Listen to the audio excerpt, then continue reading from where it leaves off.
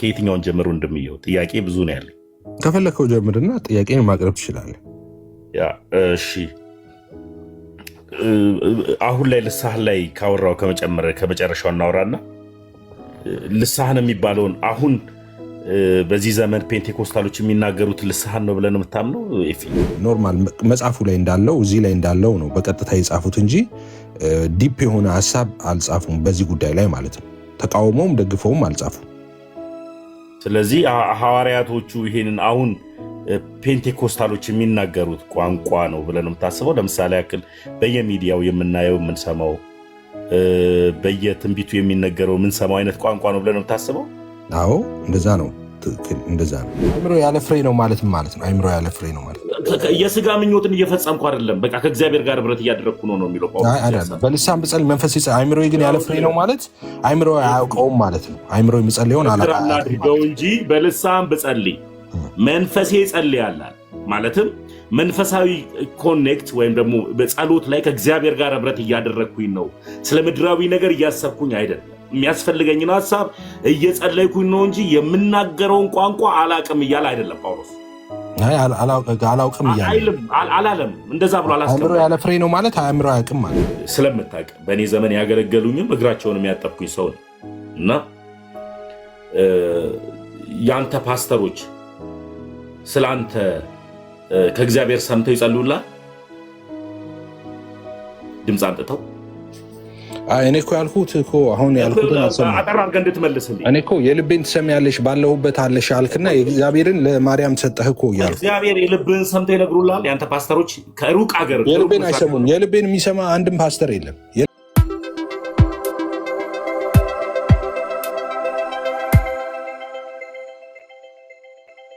እንደዛ እንዳልኩ አሁን ቅድም ሜንሽን እንዳደረኩልህ የአእምሮ ታማሚ ሰው አለ። እኔ አሁን እሱን ነብይ ምናምን አይደለም ብለው እኔ ኢትዮጵያ ውስጥ ነብይ እንዳለ ታውቃላችሁ። እሱን አስተምራለሁ። እኔ ነብይ አለ ብዬ አምናለሁ። ኢትዮጵያ ውስጥ ሐዋርያ አለ ብዬ ነው ማምነው። መጽሐፍ ቅዱስ ስለሚል አለ። ሐዋርያ ስንል ግን እሱ ዲቴይል ነው። ግን ሐዋርያ ስንል አሁን በነ ጳውሎስ ስልጣን ማለታችን አይደለም። በዛ ስልጣን አይደለም። ሐዋርያ ስንል ሚሽነሪ ማለታችን ነው። ሐዋርያ ማለት የተላከ ማለት ነው። በቤተ ክርስቲያን የተላኩ ናቸው የዚህ ዘመን ሐዋርያት እንጂ በነ ጳውሎስ ስልጣን በነ ጴጥሮስ ስልጣን ማለት አይደለም። የነ ጳውሎስና ጴጥሮስ ስልጣንማ እሱ ተነጋገርን እኮ ኢንፋለብል ነው አለን እኮ። እንደውም በነቢያትና በሐዋርያትና በነቢያቱ መሰረት ላይ ታነጻቸዋል ነው የሚለው። መሰረቱ ተመስርቶ አልቋል።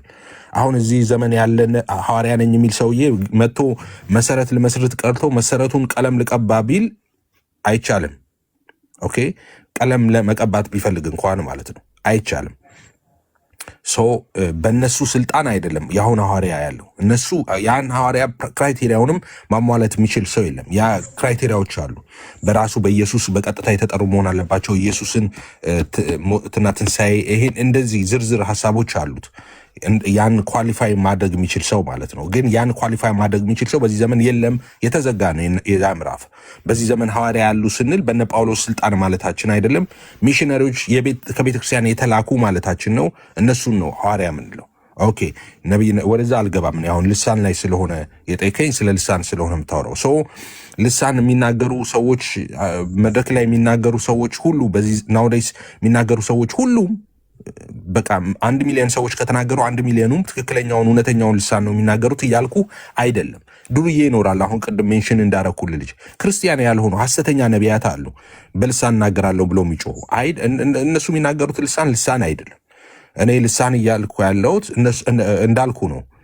መጽሐፍ ቅዱሳዊ ነው ወይ? አዎ። በዚህ ዘመን ልሳን አለ ወይ? አዎ። በቤተ ክርስቲያን እየተነገረ ነው ወይ? አዎ። እየተናገሩ ያሉ ሚሊዮን ሰዎች አለን። እንደ እግዚአብሔር ቃል ነው ወይ? አዎ። ትክክል ነው ወይ? አዎ።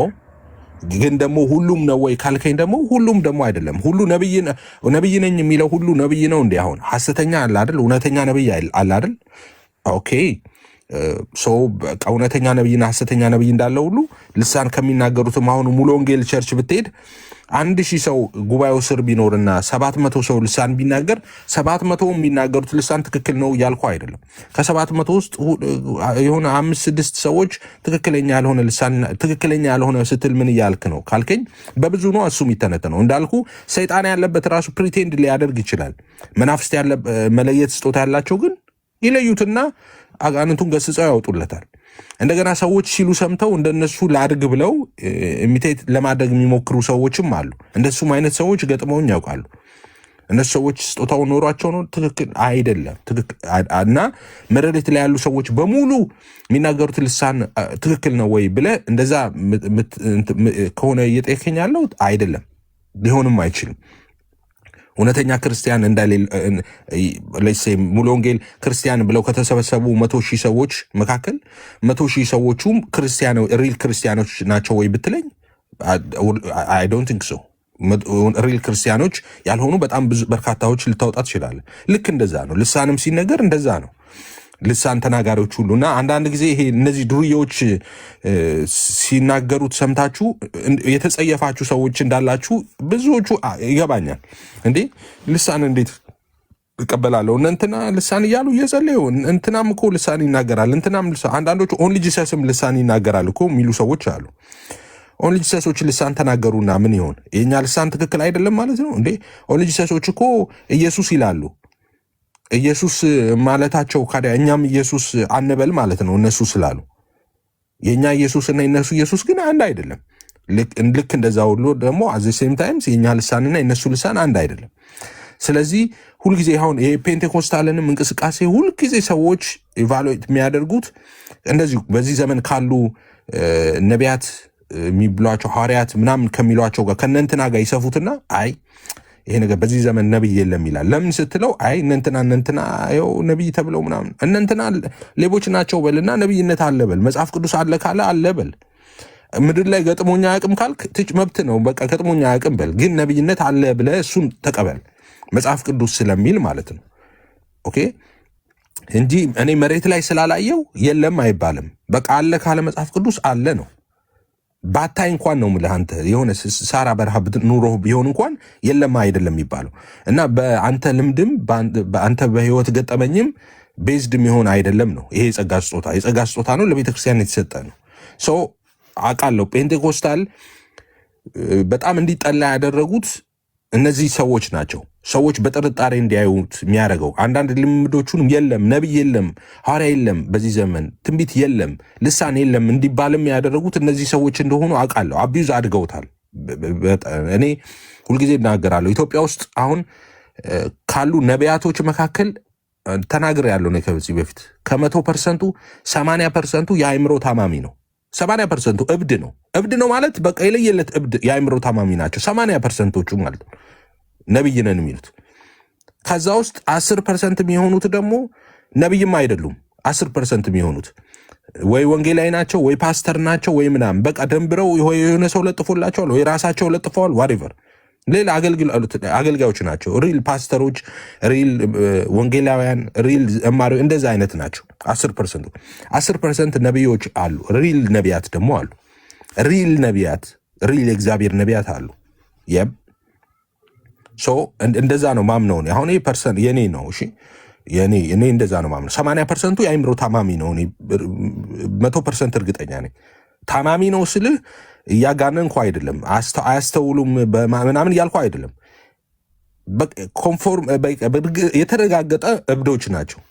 በቃ ሙሉ ለሙሉ እብድ ማለት ነው። ይሄ ምንድን ነው? ያሟል፣ ሁሉን ያሟል። በቃ ሁሉን ያሟሉ እብዶች ናቸው 80%ዎቹ ማለት ነው። እና እነሱን እብዶቹን አይተህ ፔንቴኮስታል እንትን ትክክል አይደለም ካልከኝ ያንተ ችግር ነው እንጂ የመጽሐፍ ቅዱስ ወይም ዋሬቨር የልምምዱ ወይም የጸጋ ስጦታው ዋሬቨር ችግር አይደለም። በቃ ያንተ ችግር ነው። ከነዛ እብዶች ዞር ማለት ነው። እብድ ከገጠመ ዞር ማለት ነው። ጤነኞች ደግሞ አሉ። ጤነኞች አሉ። ነቢያት ብለህ ህዝብን ድሃ ዘርፈው የድሃ መድኃኒት መግዣ ነጥቀው ፎቅ የሚሰሩ ወንበዴዎች ጋር ገጥመህ ከዛ ነቢይ የለም አትበል። ደግሞ ቤታቸውን ሸጠው ትልልቅ የመንግስት ፖዚሽን ላይ የነበሩ ሰዎች ደግሞ ጌታ ጠርቶናል ብለው ደግሞ ተሰደው ደግሞ በገጠር በቃ በከተማ ጫማቸው ተንሻፈው ምናምን ልጆቻቸው እየተራቡ የሚያገለግሉ ደግሞ ነቢያት ደግሞ አሉ። ካዲያ ምን ታደርጋለህ? እነዚህ ሰው ወደ እነዚህ ዞር ማለት ነው የእግዚአብሔርን ድምፅ የምትፈልግ ሆነ። በእነዚህ ሰዎች ምክንያት የለም ማለት ትክክል አይደለም። እነዚህ ሰዎች ኦፍኮርስ መሰደቢያ ሆነዋል፣ ለብዙ ሰዎች መሰናክል ሆነዋል። ጌታ እንዳለው መሰናክል ሳይመጣ አይቀርም አለ። ማሰናከያውን ለሚያመጣ ለዛ ሰው ወየውለት አለ። ወየው ለነሱ ይብላኝ ለነሱ። ግን አንተ ማድረግ ያለብህ ሁልጊዜ ከሰዎች ከሰማይ ነው የምትጀምረው እንጂ ከምድር ወደ ሰማይ አይደለም የምትለቀው። ምድር ላይ ፈልገህ እንትና አሁን ነብይ ናቸው፣ እንትና አሁን ነብይ ነው፣ እንደዚህ እንዲህ እያደረግ አይ በቃ ነብይነት የለም አይደለም ነው። እንደዛ አይደለም። ከመጽሐፍ ቅዱስ ጀምር። መጽሐፍ ቅዱስ ላይ ሄድና አጥናና ነብይ አለ ወይ በአዲስ ኪዳኗ ቤተክርስቲያን አለ ወይ? አዎ አለ ይላል መጽሐፍ ቅዱስ። በቃ አለ። ይዘው መሬት ላይ ውረድ። ያን ስታንዳርድ ይዘው ውረድ። ነቢያት፣ እውነተኛ ነቢያት ምንድን ነው ስታንዳርዳቸው? እሱን ይዘህ መሬት ላይ ፈልግ። ሰው አላገኘህም ቶ በቃ ካላገኘ ችግር የለውም እንዴ። ዝም ብለህ እኮ እንድትቀበል እኮ የሚያስገድድህም እኮ የለም እኮ። መጽሐፍ ቅዱስም እግዚአብሔር ያላስገድድህን ማን ያስገድዳል? መንፈስን ሁሉ መርምሩ ይላል እኮ። ዝም ብለህ አትቀበል ነው የሚልህ። ዝም ብለህ ስትውጥ ነው እኮ ዲሲቭ የምትሆነው እንጂ መብት አለህ እኮ፣ አለመቀበል መብት አለህ። እኔ ጴንጤው ደግሞ ሶስተኛውን እንትን ማን እንደሰለበበት አላውቅም። ሶስተኛ መንገድ እኮ አለ። አንድ ሰው ያመጡና ይሄ ሰውዬ እውነተኛ ነብይ ነው፣ ሐሰተኛ ነብይ ነው፣ እውነተኛ ነብይ ነው ይላል ግማሹ ይመጣና ሐሰተኛ ነብይ ነው ይላል። ከዛስ ግማሹ ይጨነቃል። እውነተኛ ልበል ሐሰተኛ ልበል? አትበል፣ ምንም አትበል። በቃ ዝም ብለህ እስቲ ቼክ አድርግ፣ ጊዜ ውሰድና መርምር ደግሞ። ከዛ እውነተኛ ሆኖ ስታገኘው እውነተኛ ትላለህ፣ ሐሰተኛ ከሆነ ወደፊት ሐሰተኛ ትላለህ። መንገድ እኮ አለ፣ መጽሐፍ ቅዱስ ሰጥተዋል እኮ። መርምር አለ። የመመርመሪያ ጊዜ ደግሞ አለ፣ ቼክ የማድረጊያ ሶስተኛ መንገድ ማለት ነው። ኦኬ ሶ እንደነሱ አይነት ሰዎች ስላሉ፣ ሐሰተኛ ነቢያት ስላሉ፣ ሐሰተኛ ልሳን ተናጋሪዎች ስላሉ፣ ሐሰተኛ ልሳን ተርጓሚዎች ስላሉ፣ ሐሰተኛ ሐዋርያቶች ስላሉ፣ ሐዋርያት በዚህ ዘመን የሉም፣ ነቢያት በዚህ ዘመን የሉም፣ ልሳን በዚህ ዘመን የለም። ኖ ትክክል አይደለም። ይሄ ልሳን አለ፣ ሐዋርያም አለ፣ ነቢይም አለ። ልክ እንዳልኩት ቅድም ባልኩት ሴንስ ማለት ነው። ግን ትክክለኛው መሬት ላይ አውርደው ያንን ላታገኝ ትችላለህ። ካላገኘ ይህ ሰውየው ጥፋት ነው እንጂ ያንተም ጥፋት አይደለም፣ ወይም የመጽሐፍ ቅዱስ ተሳስቶም አይደለም፣ የእግዚአብሔር እውነት ተሳስቶም አይደለም። እና ምድር ላይ ከሚታየው ልምምድ መሆን የለበትም ነው ሰላምዬ፣ አሁን ለአንተ የምነግርህ ማለት ነው። አንድ ዝም ብሎ አእምሮ ታማሚ፣ ቅድም እንዳልኩ ነብይ ነኝ የሚል ታማሚ ሲረብሽ ብታየው፣ ልሳን ጸልያለሁ ብሎ ሲወራጭ ብታየው ምናምን፣ አይ በቃ ይሄማ ከተናገረው ልሳን የለም አትበል ነው አትበል።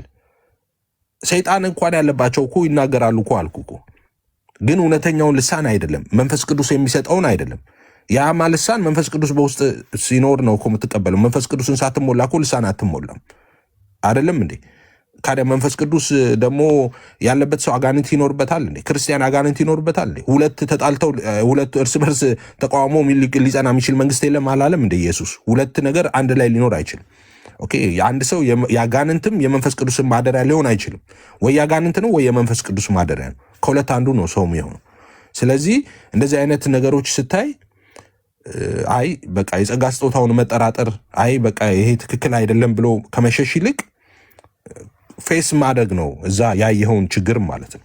ፌስ ማድረግ ነው ያለውን እና እንዳልኩት ነው ዋንስ አጌን ለሌሎቻችሁም መልእክት በዚህ ዘመን ያሉ ብዙዎቻችሁ ይሄ እንዳልኩት ፔንቴኮስታል ላይ ያለውን ስፒሪቹዋል ሙቭመንት ወይም ደግሞ አንዳንድ ልምምዶች አብዛኞቻችሁ ማትቀበሉት የምትቃወሙት ከምታዩት አንጻር ነው።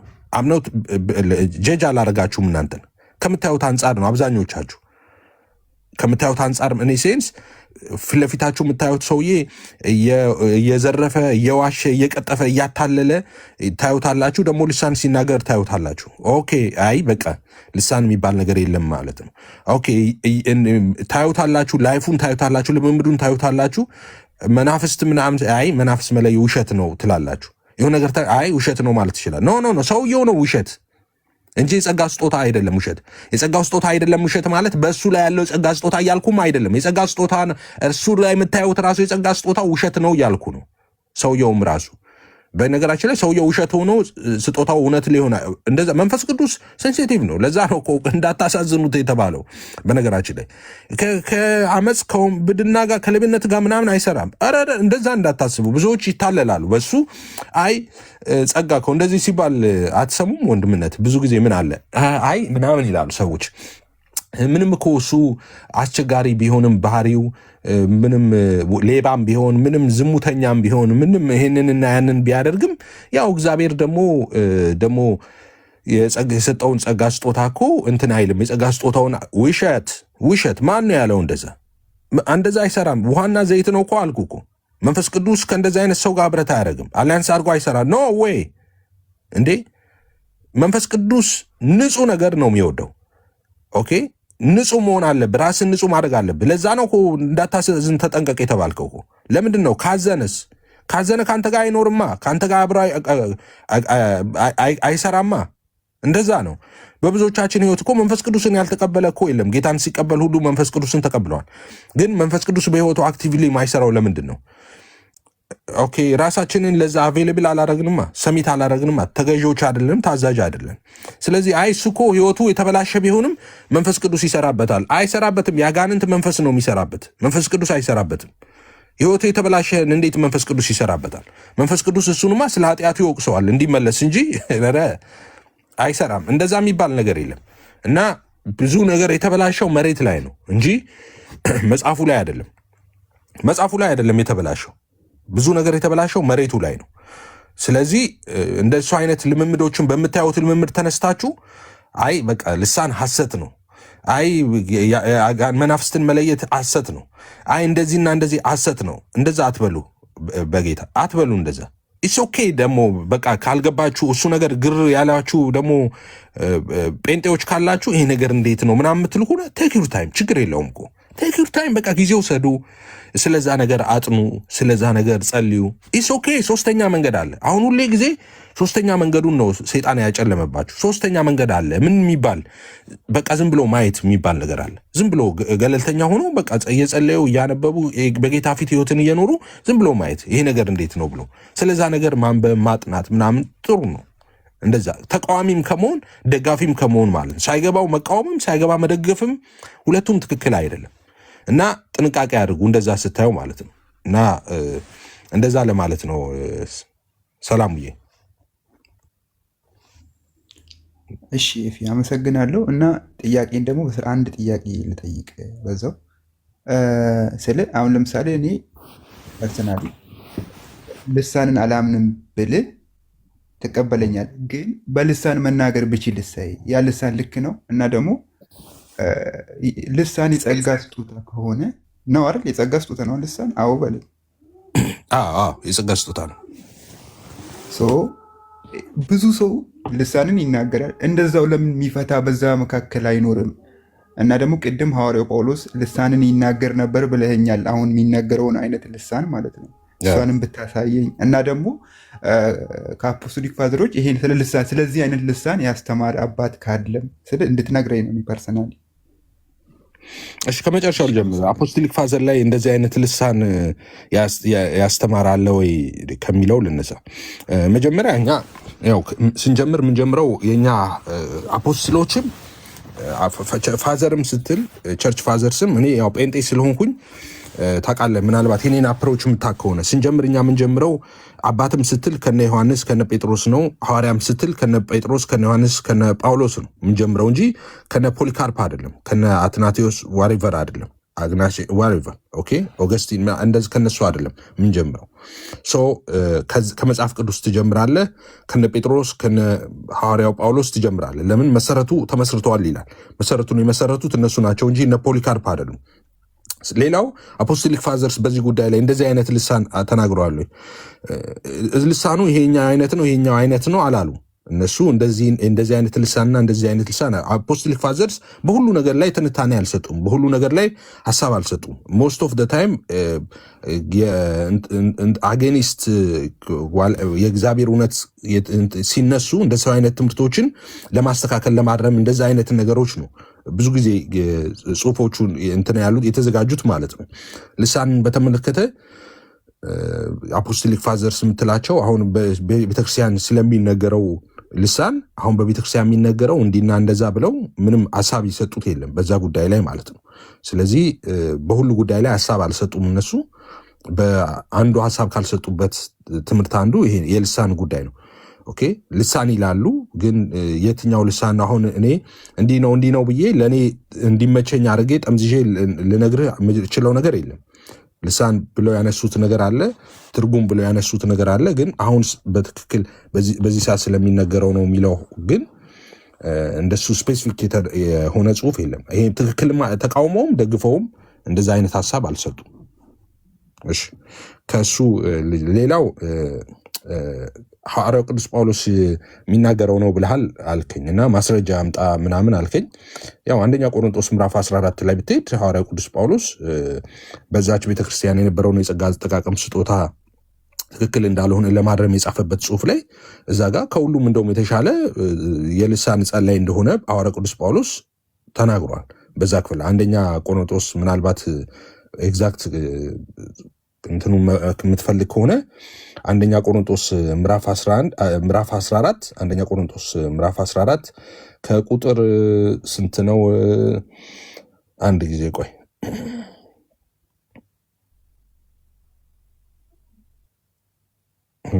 እንደዚህ ይላል 18 ላይ አንደኛ ቆሮንቶስ 14 18 ላይ ከሁላችሁ ይልቅ በልሳን እናገራለሁና እግዚአብሔርን አመሰግናለሁ ይላል።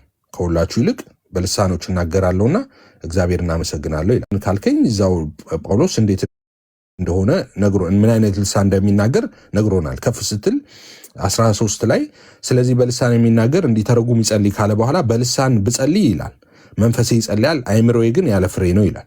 እንግዲህ ምንድነው? በመንፈስ እጸልያለሁ፣ በአይምሮም እጸልያለሁ፣ በመንፈስ እዘምራለሁ፣ በአይምሮም ደግሞ እዘምራለሁ ይላል። ያ ማለት ነው በልሳን ብጸልይ መንፈስ ይጸልያል፣ አይምሮዬ ግን ያለ ፍሬ ነው ሲል አይምሮ ያለ ማስተዋል ነው የሚጸልየው በልሳን ማለት ነው። ኦኬ አይምሮ ያለ ፍሬ ነው ማለት አይምሮዬ አያውቀውም ማለት ነው። ሌላ ትርጉም የለው ሲናገር በልሳን። አሁን ናውዴስ አንዳንዶች ልሳን ስትናገር ትርጉሙን እኮ ማወቅ አለብህ ይላሉ። አይ ትርጉሙን የምታውቀውማ ከተሰጠ ነው፣ የጸጋ ስጦታ ነው ከተሰጠ። ጳውሎስ እኮ ለዛ ነው ልሳን የሚናገር እንዲተረጉም ይጸልይ አለ።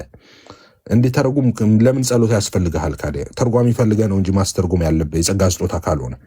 ስለዚህ ጳውሎስ ይሄንን አይነት ልሳን እንደሚጸልይ እዚሁ ጋር ኮንፎርም ያደርጋል 15 ላይ ማለት ነው። እሺ ያልተመለሰ አለ? ወደ ተሙዬ ሊሄድ ሰሙዬ ያልተመለሰ ካለ እሺ አመሰግናለሁ ይፋዬ። በቃ ሌላ ቀን እሺ ተባረክ። ተሟችን ተሙ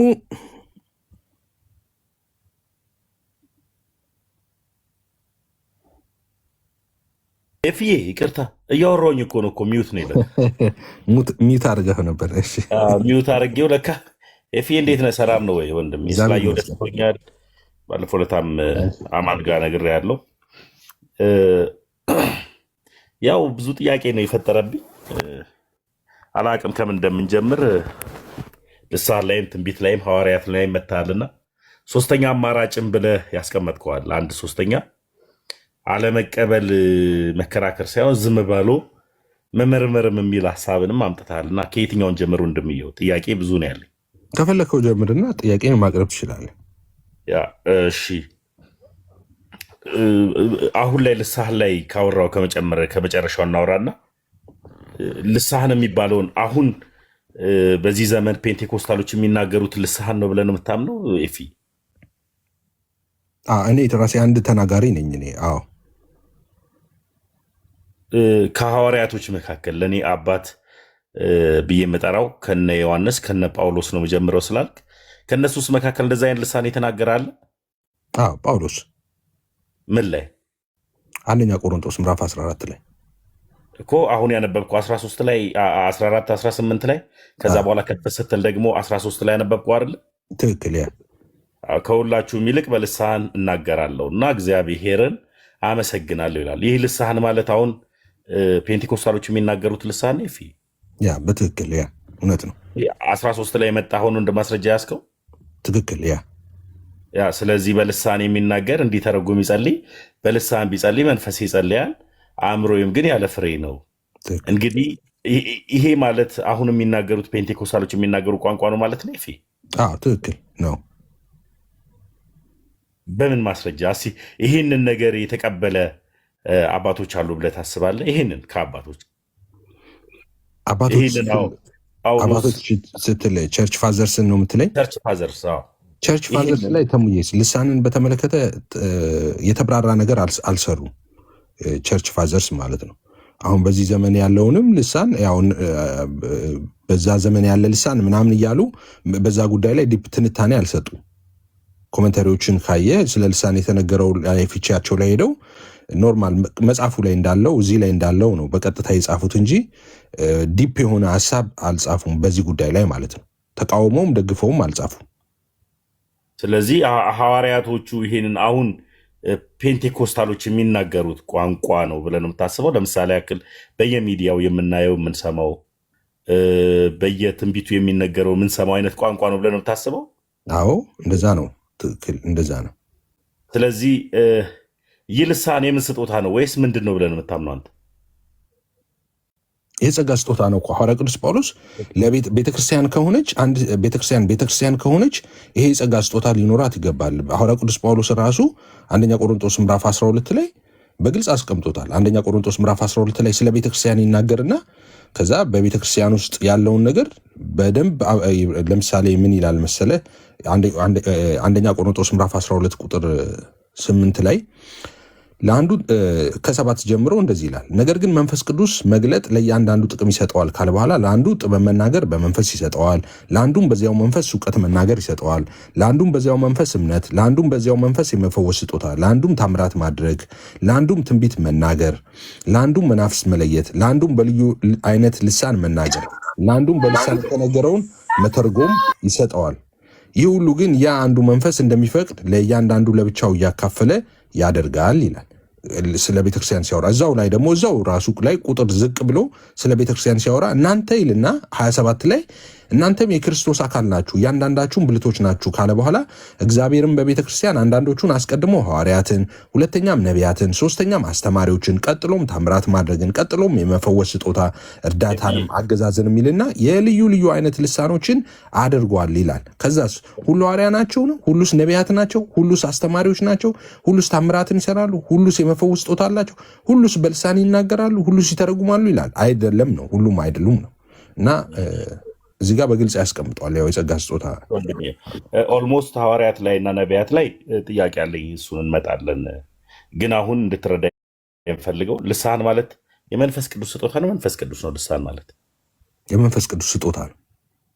ስለዚህ ልሳን የሚናገር ሁሉ የመንፈስ ቅዱስ ስጦታ ተሰጥቶታል ብለህ ታምናለህ? መንፈስ ቅዱስ ነው የሚሰጠው ልሳን።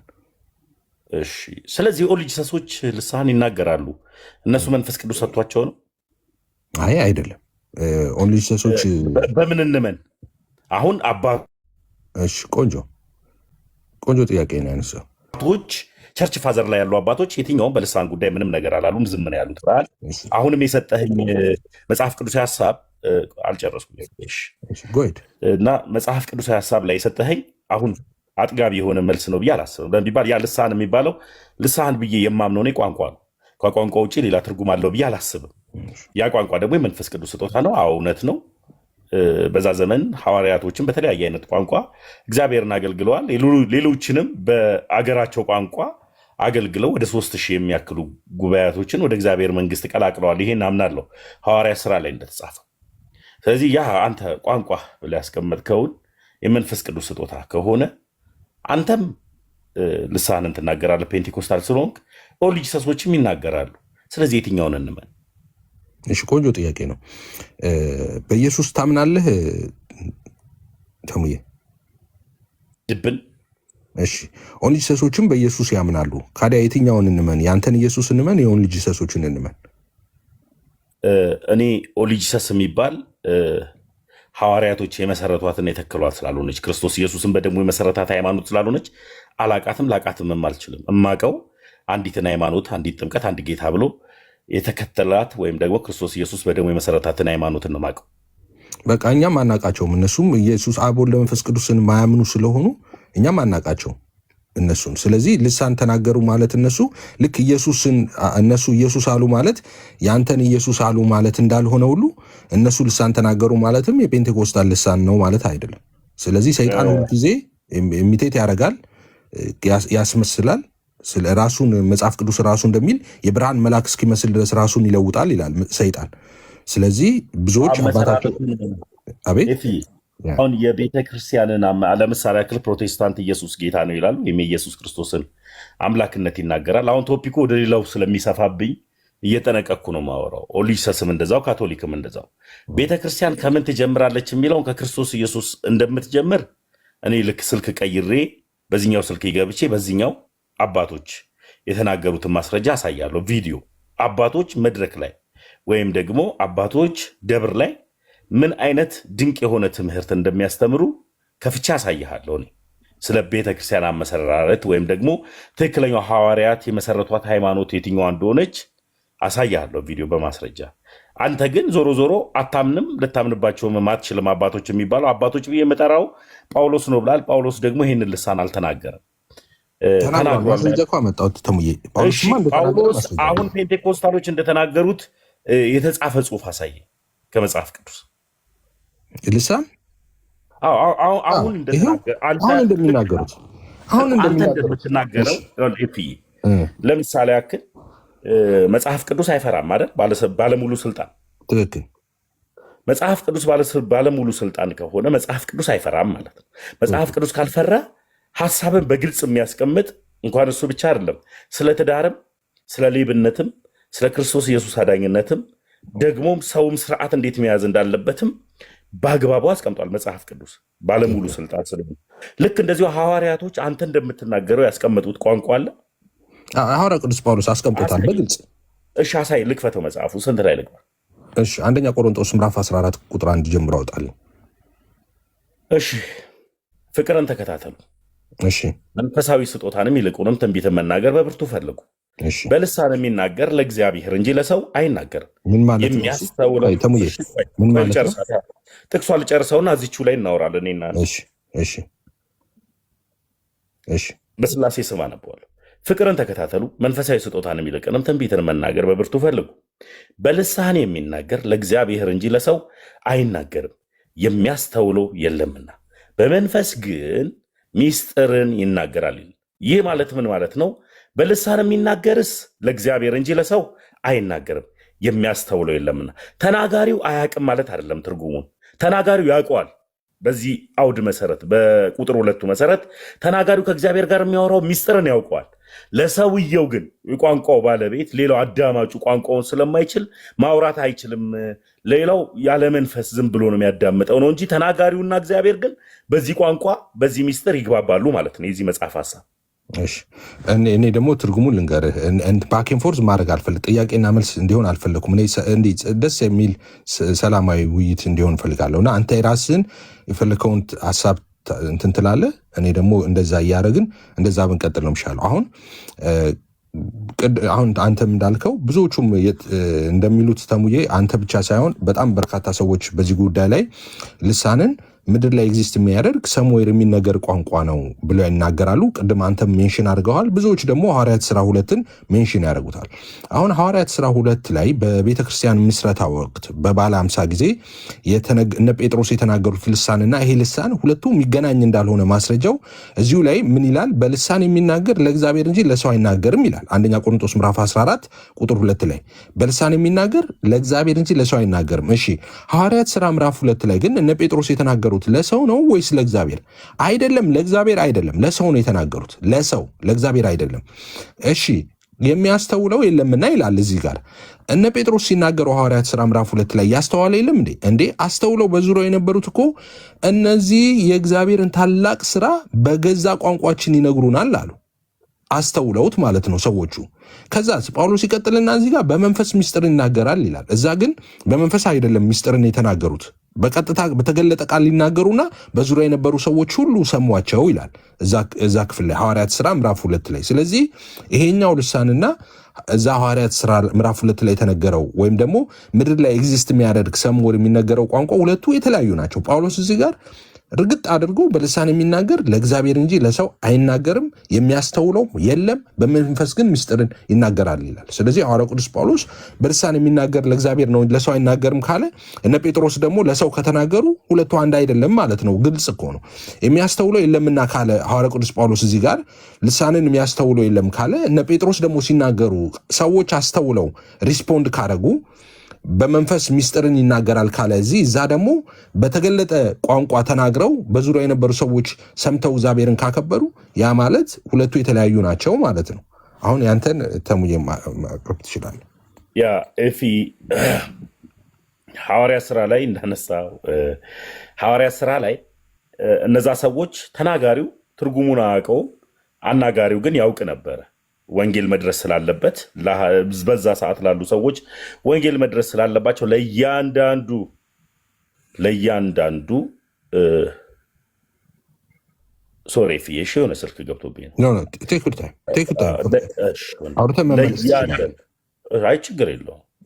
ኦልሞስት ከአንተ ጋር ከሆነ ተግባብቼ ነው ማወራው። ከሌላ ሰው ጋር ግን ሳወራ ድንገት ሞዴሬተሮች ድንገት ከአንተ ጋር ማውራት እፈልጋለሁ ካሉ ገስት ላይ ሳወራ ወተት ለሚገባው ወተት አጥንት ለሚገባው አጥንትን በአግባቡ ስለማወራ ሞዴሬተሮች ሚዩትና ብሎክ እንዳያረጉኝ በታስነቅቅልኝ።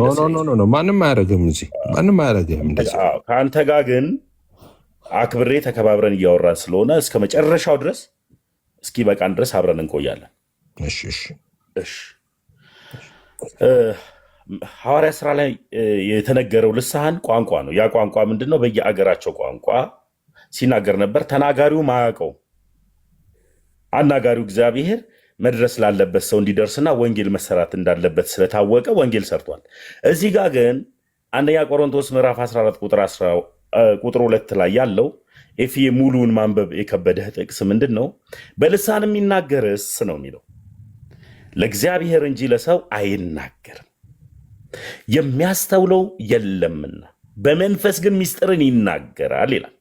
ይህ በመንፈስ ምስጢርን የሚናገረው ተናጋሪው ቋንቋውን ወይም ከእግዚአብሔር ጋር እያወራ ያለውን ንግግር ተናጋሪውና እግዚአብሔር አይተዋወቁም ማለት አይደለም።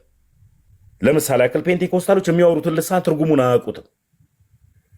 እዚህ ጋር ግን ያለው ግን በአንደኛ ቆሮንቶስ ላይ የተቀመጠው ጳውሎስ ያስቀመጠው ሐሳብ ምንድን ነው?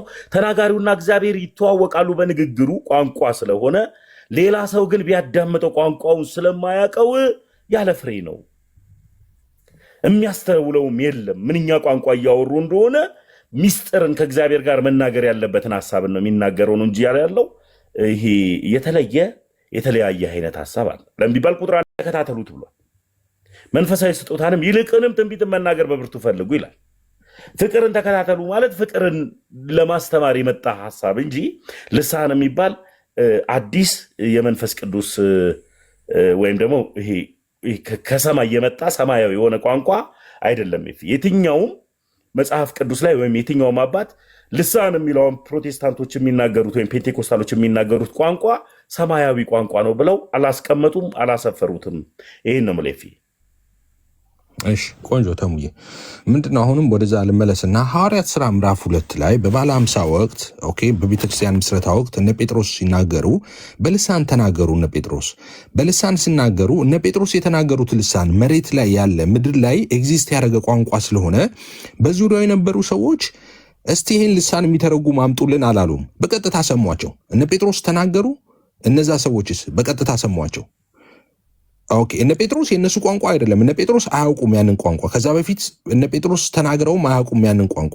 ግን የዛን ቀን እነ ጴጥሮስ ተናገሩ፣ በመንፈስ ቅዱስ ወረደባቸው፣ የተከፋፈሉ ልሳኖች ታዩዋቸው ይላል። ከዛ በእነሱ ላይ ተቀመጡ ይላል። ልሳኖቹ መናገር ሲጀምሩ በዙሪያ የነበሩ ሰዎች ሰሙ። ተርጓሚ አላስፈለገውም። ለምን? በምድር ላይ ኤግዚስት የሚያደርግ ቋንቋ ስለነበረ ማለት ነው። እዚህ ጋር ግን ሐዋርያው ቅዱስ ጳውሎስ በአንደኛ ቆሮንቶስ ምዕራፍ 14 ላይ እያነሳ ያለው 14ና 12 ላይ ምዕራፍ 14ና 12 ላይ እያነሳ ያለው በተለይም ደግሞ አንደኛ ቆሮንቶስ ምዕራፍ 14 ቁጥር 2 ላይ የሚናገረው በልሳን የሚናገር ለእግዚአብሔር ነው እንጂ ለሰው አይናገርም አለ። አንደኛ ለእግዚአብሔር ነው አለ። በቃ ለሰው አይናገርም። እነ ጴጥሮስ ለእግዚአብሔር ነው እንዴ የተናገሩት? አይደለም፣ ለሰው ነው የተናገሩት። በዙሪያቸው ለነበሩ ሰዎች ተናገሩ እነ ጴጥሮስ። አንድ ልዩነት። ሁለተኛ የሚያስተውለው የለም አለ። እነ ጴጥሮስ የተናገሩትን ልሳን የሚያስተውለው ሰው ነበረ። ተሰብስበው እኮ ለዛ ስላስተዋሉ ነው የእግዚአብሔርን ታላቅ ነገር በገዛ ቋንቋችን እየነገሩ ነው አሉ። ኦኬ በመንፈስ ግን ምስጢርን ይናገራል አለ። እዚህ ጋር ያለውን ማለት ነው። በመንፈስ ምስጢር ይናገራል ማለት ከእግዚአብሔር ጋር ኮሚኒኬት ያደርጋል ማለት ነው። ኦኬ አሁን ነገር የተናገርከው ነገር ምን አለ ተሙዬ፣ በዚህ ዘመን ጴንቴኮስጣሎች የሚናገሩትን ልሳን ራሳቸውም አያውቁትም አልክ። በነገራችን ላይ አንድ ኢንተርቪው እያየው ነበር ዛሬ። አንድም ፕሮቴስታንት ሄጃለሁ ልሳን እናገራለሁ የሚል የነበረ ወንድም፣ እሱም ልሳኖቹ ፕሮቴስታንቶች አያውቁትም የሚናገሩትን ልሳን የሚናገሩትን ራሳቸው እንኳን አያውቁትም እያለ ሲናገር ነበረ። እውነት ተናገር፣ እውነት ነው የተናገርከው፣ አልዋሸህም፣ ትክክል ነህ። በዚህ ዘመን ፔንቴኮስታሎች በእኛ ቤተክርስቲያን ያለን ኤፍሬም ለምሳሌ፣ እኔ ልሳን ተናጋሪ ነኝ። የምናገረውን ልሳን አውቀዋለሁ እኔ አላውቀውም። ጴንጤዎችስ በዚህ ዘመን ሙሉ ወንጌል ዋሪቨር ቃለ ሕይወት መካነ ኢየሱስ ብትሄድ የሚናገሩትን ልሳን ያውቁታል? እነሱ አያውቁትም። ስለዚህ ስለማያውቁት ትክክለኛው ልሳን አይደለም፣ ስለማያውቁት ነው እንጂ ትክክለኛ የሆነው። ቢያውቁትማ ትክክለኛው ፌኩ ነበር የሚሆነው። አያውቁትም። እንዴት ኤፍሬም ማስረጃ አለ እንዴ? ሐዋርያው ቅዱስ ጳውሎስ አታውቀውትም አለ። ማን? ሐዋርያው ቅዱስ ጳውሎስ አታውቁትም አለ። አዎ የት ላይ? አንደኛ ቆሮንቶስ ምዕራፍ 14 ቁጥር 13 ላይ እንደዚህ አለ፣ በልሳን የሚናገር እንዲተረጉም ይጸልይ አለ። በልሳን የሚናገር እንዲተረጉም ይጸልይ። አሃ አንድ ሰው ልሳን እየተናገረ ግን ትርጉሙን ላያውቅ ይችላል ማለት ነው። እንዲተረጉም ይጸልይ ስላለ ጳውሎስ ማለት ነው። አንደኛ እሱ ነው። ሁለተኛ ቀጠለና በልሳን የሚናገር እንዲተረጉም ይጸልይ ካለ በኋላ በልሳን ብጸልይ አለ ጳውሎስ መንፈሴ ይጸልያል፣ አይምሮዬ ግን ያለ ፍሬ ነው አለ። አየህ፣ በልሳን እየተናገር ከአይምሮ ራሱ አያውቀውም። አንተ አይምሮ ያለ ፍሬ ነው። አይምሮ የምትናገረውን ነገር አያውቀውም ማለት ነው።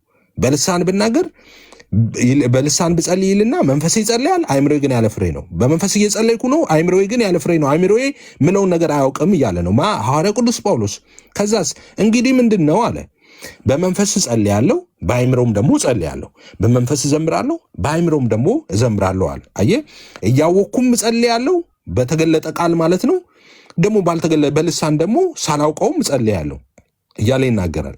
በነገራችን ላይ ልሳን ብቻ ስለሆነ እኮ አይደለም ጸሎት። በነገራችን ላይ እንዴ ታስታውስ ከሆነ ሮሜ 8 ላይ በቃላችን በተገለጠ ቃላችን እንኳን ስንጸልይ እኮ መጸለይ አንችልም ይላል መጽሐፍ ቅዱስ። ስለማንችል መንፈስ ቅዱስ ያግዘናል፣ መንፈሳዊውን ዓለም ስለሚረዳ ይላል እኮ ስንጸልይ። እኔ ራሱ በአማርኛ እንኳን በተገለጠ ቃል ስጸልይ መጸለይ እኮ አልችልም እኔ መንፈስ ቅዱስ ካረዳኝ በስተቀር። መንፈስ ቅዱስ እኮ ያግዘኛል። ለምን? እንዴት መጸለይ እንዳለብኝ ስለማላውቅ ማለት ነው። ይሄን መጽሐፍ ቅዱስ ሮሜ 8 ላይ ታቆታላችሁ መሰለኝ። አንድ ጊዜ ሁላችሁም ታቆታላችሁ። እሱን ሮሜ 8 ላይ ያለውን ላንብብላችሁ አንድ ጊዜ፣ እሱን ብቻ ማለት ነው። እንደዚህ ይላል ስለ መንፈስ ቅዱስ የተናገረው ማለት ነው። እሺ ሮሜ 8:27 ጀምሮ ላንብበው። ልብን የሚመረምረው የመንፈስ ሐሳብ ምን እንደሆነ ያውቃል ይላል። ስለ መንፈስ ቅዱስ ነው የሚያወራው። እንደ እግዚአብሔር ፍቃድ ስለ ቅዱሳን ይማልዳልና እግዚአብሔር ለሚወዱት ይልና። ኦኬ ከ26 ጀምሮ ላንብበው፣ 26ና 27 ላንብበው። እንዲሁም ይላል እንዲሁም ደግሞ መንፈስ ድካማችንን ያግዛል፣ እንዴት እንድንጸልይ እንደሚገባን አናውቅምና ነገር ግን መንፈስ ራሱ በማይነገር መቃተት ይማልድልናል። ልብን የሚመረምረው የመንፈስ ሐሳብ ምን እንደሆነ ያውቃል፣ እንደ እግዚአብሔር ፍቃድ ስለ ቅዱሳን ይማልዳልና ይላል። አየህ፣ በተገለጠ ቃል እንኳን ስትጸልይ አንችልም። እኔ መጸለይ አልችልም በተገለጠ ቃል መንፈስ ቅዱስ ካረዳኝ በስተቀር። ለምን ሲባል የመንፈስ ሐሳብ ምን እንደሆነ እሱ ያውቃል፣ እኛ ስለማናውቅ ያግዘናል ይላል። ወደ ልሳናችን ስንመለስ ሐዋርያው ቅዱስ ጳውሎስ እዛ ላይ እንደተናገረው አንደኛ ቆሮንቶስ ምዕራፍ 14 ላይ እንደተናገረው፣ አንደኛ ቆሮንቶስ ምዕራፍ 14 ላይ ብቻ አይደለም በነገራችን ላይ አንደኛ ቆሮንቶስ ምዕራፍ 12 ላይ የጸጋ ስጦታ እንደሆነ ሁሉም እንደማይናገር ሁሉ ይናገራል። ሁሉም እንዳለለብህ ኦልሞስት ብዙ እያሰብክ ስለነበረ እንዳልሰተበት ጥያቄ በጥያቄ ኦልሞስት ጥቅስ በጥቅስ እየሄድን ስለሆነ እሺ፣ በደቂቃ እናድርገው። አረዘምኩት? ኖ አይ ለምን ዲቤት አይደለ፣ እየተግባባን እየተግባባን እናወራ። ካልከኝ እየተውኩኝ አወራለሁ፣ ኤፍዬ ካልኩም ምንም ችግር የለውም። ተነጋግረን ዲቤት ስላልመጣን ደግሞ ለአቅመ ዲቤትም ደግሞ አልበቃውም። ያው ገና የቤተክርስቲያን ልጅ ነኝ፣ የገባኝን እውነትን ነው ማወራው። ጉዳዩ ሮሜ ላይ ያነበብከው ጉዳይ ከልሳን ጋር ስለማይገናኝ ርዕሱ ልሳን ስለሆነ ትቼዋለሁ። ሮሜ 8 ላይ ያነበብከው ከልሳን ጋር አይገናኝም። ቅድም ግን ስታነበው ግን ቁጥር 13 ላይ አንደኛ ቆሮንቶስ ምዕራፍ 14 ቁጥር 13 ላይ ስለዚህ በልሳን የሚናገር እንዲተረጉም ይጸልይ ይላል። ያ እንዲተረጉም ይጸልይ ካለ በኋላ እንዲተረጉም የሚጸለይ ከሆነ ቋንቋ ነው ማለት ነው። ልክ ደግሞ ለአንተ ያግዘኛል ብላ ያመጣው ቁጥር 18 ላይ ከሁላችሁም ይልቅ በልሳን እናገራለሁ እግዚአብሔርን አመሰግናለሁ የሚል ሀሳብን አምጥተህልኛል። እውነት ነው። ጳውሎስ ከሁሉ ይልቅ ልሳን ይናገራል እግዚአብሔርንም ያመሰግናል። ቁጥር 14 እና 15 ላይ እንደዚሁ ደግሞ መተህ ነበር አንተ በልሳን ብጸልይ መንፈሴ ይጸልያል በአእምሮዬ ግን ያለ ፍሬ ነው እያለ የተናገረበት ናት። ይህ ማለት አሁን ፔንቴኮስታሎች የሚናገሩት ቋንቋ አለመሆኑን ለመናገር ቁጥር 19 ላይ ለእኔም ለአንተም ሊገዛን የሚችል ሀሳብ አለው። ሮሜ ምዕራፍ 14 ቁጥር 9 ላይ ነገር ግን ሌሎች ደግሞ አስተምር ዘንድ በማህበር እልፍ ቃላት በልሳን ከመናገር ይልቅ 5 ቃላት በአእምሮዬ ልናገር እወዳለሁ ይላል። ይህ ማለት ምን ማለት ነው? በአእምሮ 5 ቃላትን የሚናገረው ጉባኤውን የሚያንጽ በጉባኤው ቋንቋ አወራለው ነው እንጂ አሁን ፔንቴኮስታሎች እንደሚያወሩት ይሄ ትርጉም አልባው እንደሆነ ቋንቋ አይደለም ጳውሎስ እየተናገረ ያለው። ለምን ቢባል ቁጥር 19 ላይ ነገር ግን ሌሎችን ደግሞ አስተምር ዘንድ በማህበር እልፍ ቃላት በልሳን ከመናገር ይልቅ 5 ቃላትን በአእምሮዬ ልናገር እወዳለሁ። ይህ ቃላት ማለት ምን ማለት ነው? ቃላት ፍቻ አለው። ቃላት በራሱ ደግሞ ትርጉም አለው። ቃላት ማለት 4 ነጥብ ሰው ጋር የሚደርስ ሀሳብ ነው። ስለዚህ ይሄ አሁን ፔንቴኮስታሎች እንደሚናገሩት አለ። ቁጥር 2 ላይ ስንመጣ እዛው ምዕራፍ 14 ላይ ቅድም ስለመጣህብኝ ነው 19 ላይ የመጣው። ቁጥር 2 ላይ በልሳን የሚናገር ስለ እግዚአብሔር እንጂ ለሰው አይናገርም ይላል። ተናጋሪው ይህንን ቋንቋ አያውቀውም፣ ያውቀዋል። ኤፍሬም ግን ቅድም ላይ ግን ምን ብላል? ተናጋሪው አያውቀውም። ለዚህም ነው ፕሮቴስታንቶች እኔም ጨምሮ የምናገረው ልሳን ቋንቋውን አላውቀውም ግን ከእግዚአብሔር ጋር እያወራውበት ነው ትላል። እሱንማ ኦሪጂሰሶችም ይናገራሉ። እነሱም ከእግዚአብሔር ጋር እያወራንበት ነው የሚሉት። ያንተን እንዴት ልመስል? ቀደም ያልሆነ ጥያቄ ስጠይቀኝ አለፌዋለሁ። በልሳን የሚናገር ስለ እግዚአብሔር እንጂ ለሰው አይናገርም ሲል በልሳን ተናጋሪው ቋንቋውን አያውቅም ብሎ ቁጥር 2 ላይ አስቀምጦታል ጳውሎስ። እሱን አስረዳኝ። ታመሰግናለሁ። እሺ ተሙዬ፣ አሁን መጨረሻ ላይ ካነሳው ልጀምር። ነገር ግን ሌሎቹን አስተምር ዘንድ በማህበር ቃላት በልሳን ከመናገር ይልቅ 5 ቃላት በአእምሮ መናገር እወዳለሁ የሚለውን ማለት ነው። በነገራችን ላይ ይሄ ያው እኔን ሰፖርት የሚያደርግ ነው። ምንድነው ሐዋርያ ቅዱስ ጳውሎስ እዚህ ጋር እያለ ያለው? በጉባኤ መካከል ነገር ግን ይልና ሌሎቹን አስተምር ዘንድ በማህበር እልፍ ቃላት በልሳን ከመናገር ይልቅ 5 ቃላት በአእምሮ መናገር እወዳለሁ። አሁን እዚህ ስለማይተረጎም ልሳን ነው እየተናገረ ያለው። በጉባኤ መካከል ስትናገሩ መተርጎም አለበት እያለ ነው እያስተማረ የመጣው። እዚህ ጋር ጳውሎስ እያለ ያለው ምንድነው? 19 ላይ ሌሎቻችሁን አስተምር ዘንድ በማህበር እልፍ ቃል ልሳን ከመናገር ይልቅ 5 ቃል በአእምሮ መናገር እወዳለሁ አለ። አሁን ለምሳሌ እኔ ላይቭ ላይ 500 ምናምን ሰው አለ እዚህ።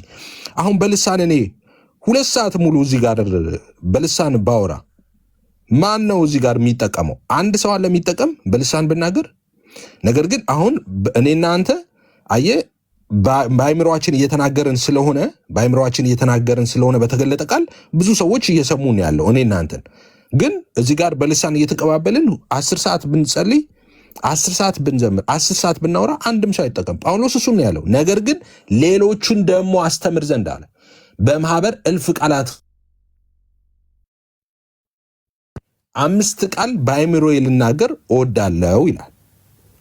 ኦኬ። ስለዚህ አሁን በማህበር መካከል ሰዎችን ለመጥቀም ኦኬ በልሳን ከመናገር ይልቅ በተበለጠ ቃል በአእምሮዬ ብናገር እወዳለሁ እያለ ነው ያለው። ከዛስ ቆይ ሙሉን ለምን አናየውም? ከ2 ጀምሮ እናንሳና ለአንተ ሙሉን እሰጥሃለሁ። እንደዚህ ነው የሚለው 2 ላይ በልሳን የሚናገር ለእግዚአብሔር እንጂ ለሰው አይናገርም አለ። ኦኬ። በልሳን የሚናገር ለማን ነው የሚናገረው? ለእግዚአብሔር ነው፣ ለሰው አይደለም። ስለዚህ አሁን እኔ በልሳን ስናገር የምናገረው ለእግዚአብሔር ነው እንጂ ለሰው አይደለም። የሚያስተውል የለምና አለ። የሚያስተውል ምን የለምና። ከዛስ በመንፈስ ግን ምስጢርን ይነጋገራል አለ። አሁን በመንፈስ ምስጢርን ይነጋገራል። አንደኛ ለሰው አይደለም ለእግዚአብሔር ነው አለ። ሁለተኛ የሚያስተውለው የለም አለ። ሶስተኛ በመንፈስ ግን ምስጢርን ይናገራል አለ። ስለዚህ አሁንም ቀደም ያልኩትን የሰራሁትን ንጽጽር አስታውሱ። እነ ጴጥሮስ ሐዋርያት ሥራ ምዕራፍ 2 ላይ የተናገሩት ልሳን ለእግዚአብሔር አይደለም ለሰው ነው የተናገሩት እዛ ላይ። እዚህ ጋር ደግሞ የጸጋ ስጦታ ለቤተክርስቲያን ተደርጎ የተሰጠው ልሳን ለእግዚአብሔር እንጂ ለሰው አይደለም ይላል። እነ ጴጥሮስ ለሰው ተናገሩ፣ እዚህ ጋር ያለው ልሳን ግን ለሰው አይደለም ለእግዚአብሔር ነው አለ። እንደገና እዚህ ጋር የሚያስተውሉ የለም አለ። የእነ ጴጥሮስን ልሳን ግን ሰዎች አስተዋሉና የእግዚአብሔርን ታላቅ ነገር በገዛ ቋንቋችን እንዴት ይነግሩናል? እነዚህ የገሊላ ሰዎች አይደሉም ወይ አሉ። ከዛስ በመንፈስ ደግሞ ሚስጥር ይናገራል አለ። እዚህ ጋር በመንፈስ ሚስጥር ይነጋገራል ማለት መንፈሳዊ ዓለም ላይ ያለውን የእግዚአብሔርን ሐሳብ ካለው የእግዚአብሔር ሐሳብ ጋር ኮሚኒኬት ያደርጋል ማለት ነው። ከዛስ ትንቢት የሚናገር ለማነጽና ለመምከር ለማጽናትም ለሰው ይናገራል አለ። ከዛስ በልሳን የሚናገር ግን ራሱን ያንጻል፣ ራሱን ኤዲፋይ ያደርጋል። ትንቢት የሚናገር ግን ማህበሩን ያንጻል አለ። ትንቢት የሚናገር ማህበሩን ያንጻል፣ በልሳን የሚናገርስ ራሱን ያንጻል። ከዛስ ሁላችሁ በልሳን ልትናገሩ ወድ ነበር አለ ሐዋርያ ቅዱስ ጳውሎስ። ሁላችሁ በልሳን እንድትናገሩ ወድ ነበረ። ወድ ነበር ሲል ኔጌቲቭ ነው አይደለ? ነበር ነው የሚለው። ከዛስ ትንቢትን ልትናገሩ ግን ከዚህ ይልቅ ወዳለሁ አለ። እንዴ ትንቢትን እንድትናገሩ ከዚህ ይልቅ ወዳለሁ፣ ከልሳን ይልቅ ትንቢትን እንድትናገሩ ወዳለሁ እያለ ነው ጳውሎስ። ለምን ከልሳን ትንቢት ይበልጣል እያለ ነው። ከዛ ቀጠለና እንደ ያለ ማህበሩ ይታነጽ ዘንድ ምን ይል ዘንድ ማህበሩ ይታነጽ ዘንድ ንግግሩ ባይተረጎም በልሳን ከሚናገር ትንቢት የሚናገር ይበልጣል አለ። አሁን ገባን ማለት ነው ጳውሎስ ምን እያለ እንደሆነ። ማህበሩ ይታነጽ ዘንድ አለ። ማህበሩ ይታነጽ ዘንድ ንግግሩ ባይተረጎም፣ ስለማይተረጎም ልሳን ነው። አየህ፣ በጉባኤ መካከል ተነግሮ ስለማይተረጎም ልሳን ነው የሚያወራው። ማህበሩ ይታነጽ ዘንድ ንግግሩ ባይተረጎም በልሳን ከሚናገር ይልቅ ትንቢት የሚናገር ይበልጣል። በአጭሩ ምን እያለ ነው? ልሳን ማይተረጎም ከሆነ በጉባኤ መካከል ትንቢት ይበልጣል። ማይተረጎመውን ልሳን በጉባኤ መካከል አትበሉት፣ ትንቢት ተናገሩ፣ ትንቢቱ ይበልጣል። የሚተረጎም ከሆነ ግን ከትንቢት እኩል ነው ልሳን ነው እያለ ያለው። ከዛስ አሁን ግን ወንድሞች ሆይ ወደ እናንተ መጥቼ በልሳን ብናገር በመግለጥ ወይም በእውቀት ወይም በትንቢት ወይም በትምህርት ካልነገርኳችሁ ምን እጠቅማችኋለሁ አለ። አያችሁ፣ አሁን ግን ወንድሞች ሆይ ወደ እናንተ መጥቼ አለና በልሳኖች ብናገር አለ። ከዛስ በመግለጥ ወይም በእውቀት ወይም በትንቢት ወይም በትምህርት ካልነገርኳችሁ ምን እጠቅማችኋለሁ? መግለጥ የሚል ቃል አለ፣ እውቀት የሚል ቃል አለ፣ ትንቢት የሚል ቃል አለ፣ ትምህርት የሚል ቃል አለ። ልሳን ከነዚህ ሁሉ ውጪ ነው ማለት ነው። ይሲ ልድገመው። አሁን ግን ወንድሞች ሆይ ወደ እናንተ መጥቼ በልሳኖች ብናገር አለ በመግለጥ ወይም በእውቀት ወይም በትንቢት ወይም በትምህርት ካልነገርኳችሁ ምን እጠቅማችኋለሁ አለ። ስለዚህ ልሳን ከመግለጥ ከእውቀት ከትንቢት ከትምህርት የተለየ ነው ማለት ነው። ከዛስ ነፍስ የሌለበት ነገር ዋሽንትም ክራርም ቢሆን ድምፅም ቢሰጥ ልለፈው እንዳላሰለቻችሁ ምሳሌ ነው የሚሰጠው። እንደዚህ ይላል 9 ላይ እንዲሁ እናንተ ደግሞ የተገለጠውን ቃል በአንደበት ባትናገሩ ሰዎች የምትናገሩትን እንዴት አድርገው ያስተውላሉ? ለንፋስ የምትናገሩ ትሆናላችሁና አለ። ኦኬ፣ አሁንም እውነቱን ነው። አሁን እኔ በተገለጠ ቃል እየነገርኳችሁ ስለሆነ እየሰማችሁኝ ነው። በልሳን ብናገር ግን ለንፋስ እንደምናገር ነው። ማናችሁም አትሰሙኝም። አሁን እዚህ ጋር ከዛስ በዓለም ምናልባት ቁጥር የሌለው የቋንቋ አይነት ይኖራል፣ ቋንቋ የሌለው ህዝብ የለም ማለት እዚህ ጋር። በነገራችን ላይ ይሄ ቋንቋ የሚለው እዚሁ ጋር ራሱ ልሳንና ተመሳሳይ ቋንቋ ነው ያላችሁ የምትሉት፣ እዚህ ምድር ላይ ኤግዚስት የሚያደርግ ቋንቋ ነው የምትሉት። ቃላቱን ራሱ የተጠቀመበት ሁለቱ የተለያዩ ናቸው። ግሎሲያ የሚለው ለልሳን ሲጠቀም ይሄ ቋንቋ የሚለው በነገራችን ላይ እዚህ ጋር ካልተሳሳትኩ የግሪኩን ወርድ ፎኒያ ሚል ቃል ነው የሚጠቀመው። ይሄ ፎን የሚለው ከዛ ነው የመጣው። ይሄ መነጋገር ምናምን እንደዛ ማለት ነው። ንግግር እንደዛ እንደማለት ነው። የፍቹ ማለት ነው፣ የግሪክ ፍቹ። ሁለቱ ራሱ ትርጉማቸው ይለያያል፣ ቃላታቸውም የተለያዩ ነው ማለት ነው። የዓለም ቋንቋ ብሎ የተናገረበትና ልሳን እያለ የልሳን ቋንቋ እያለ የተናገረበት ማለት ነው። ያ ማለት ግን እዚህ ክፍል ላይ እንደዛ ገባ ማለት ሌሎች ክፍሎችም ላይ ፎኒያ የሚለው ቋንቋ ተመሳሳይ ነው ማለት አይደለም። እንደ አውዱ ነው። ዲፔንስ ታውቃላችሁ። ይህን ብዬ ስለ ሰዋሰው ኤክስፔክት አደርጋለሁ፣ በተለይ ደግሞ ቴዎሎጂያን ካላችሁ። እሺ፣ ከዛስ ምን አለ?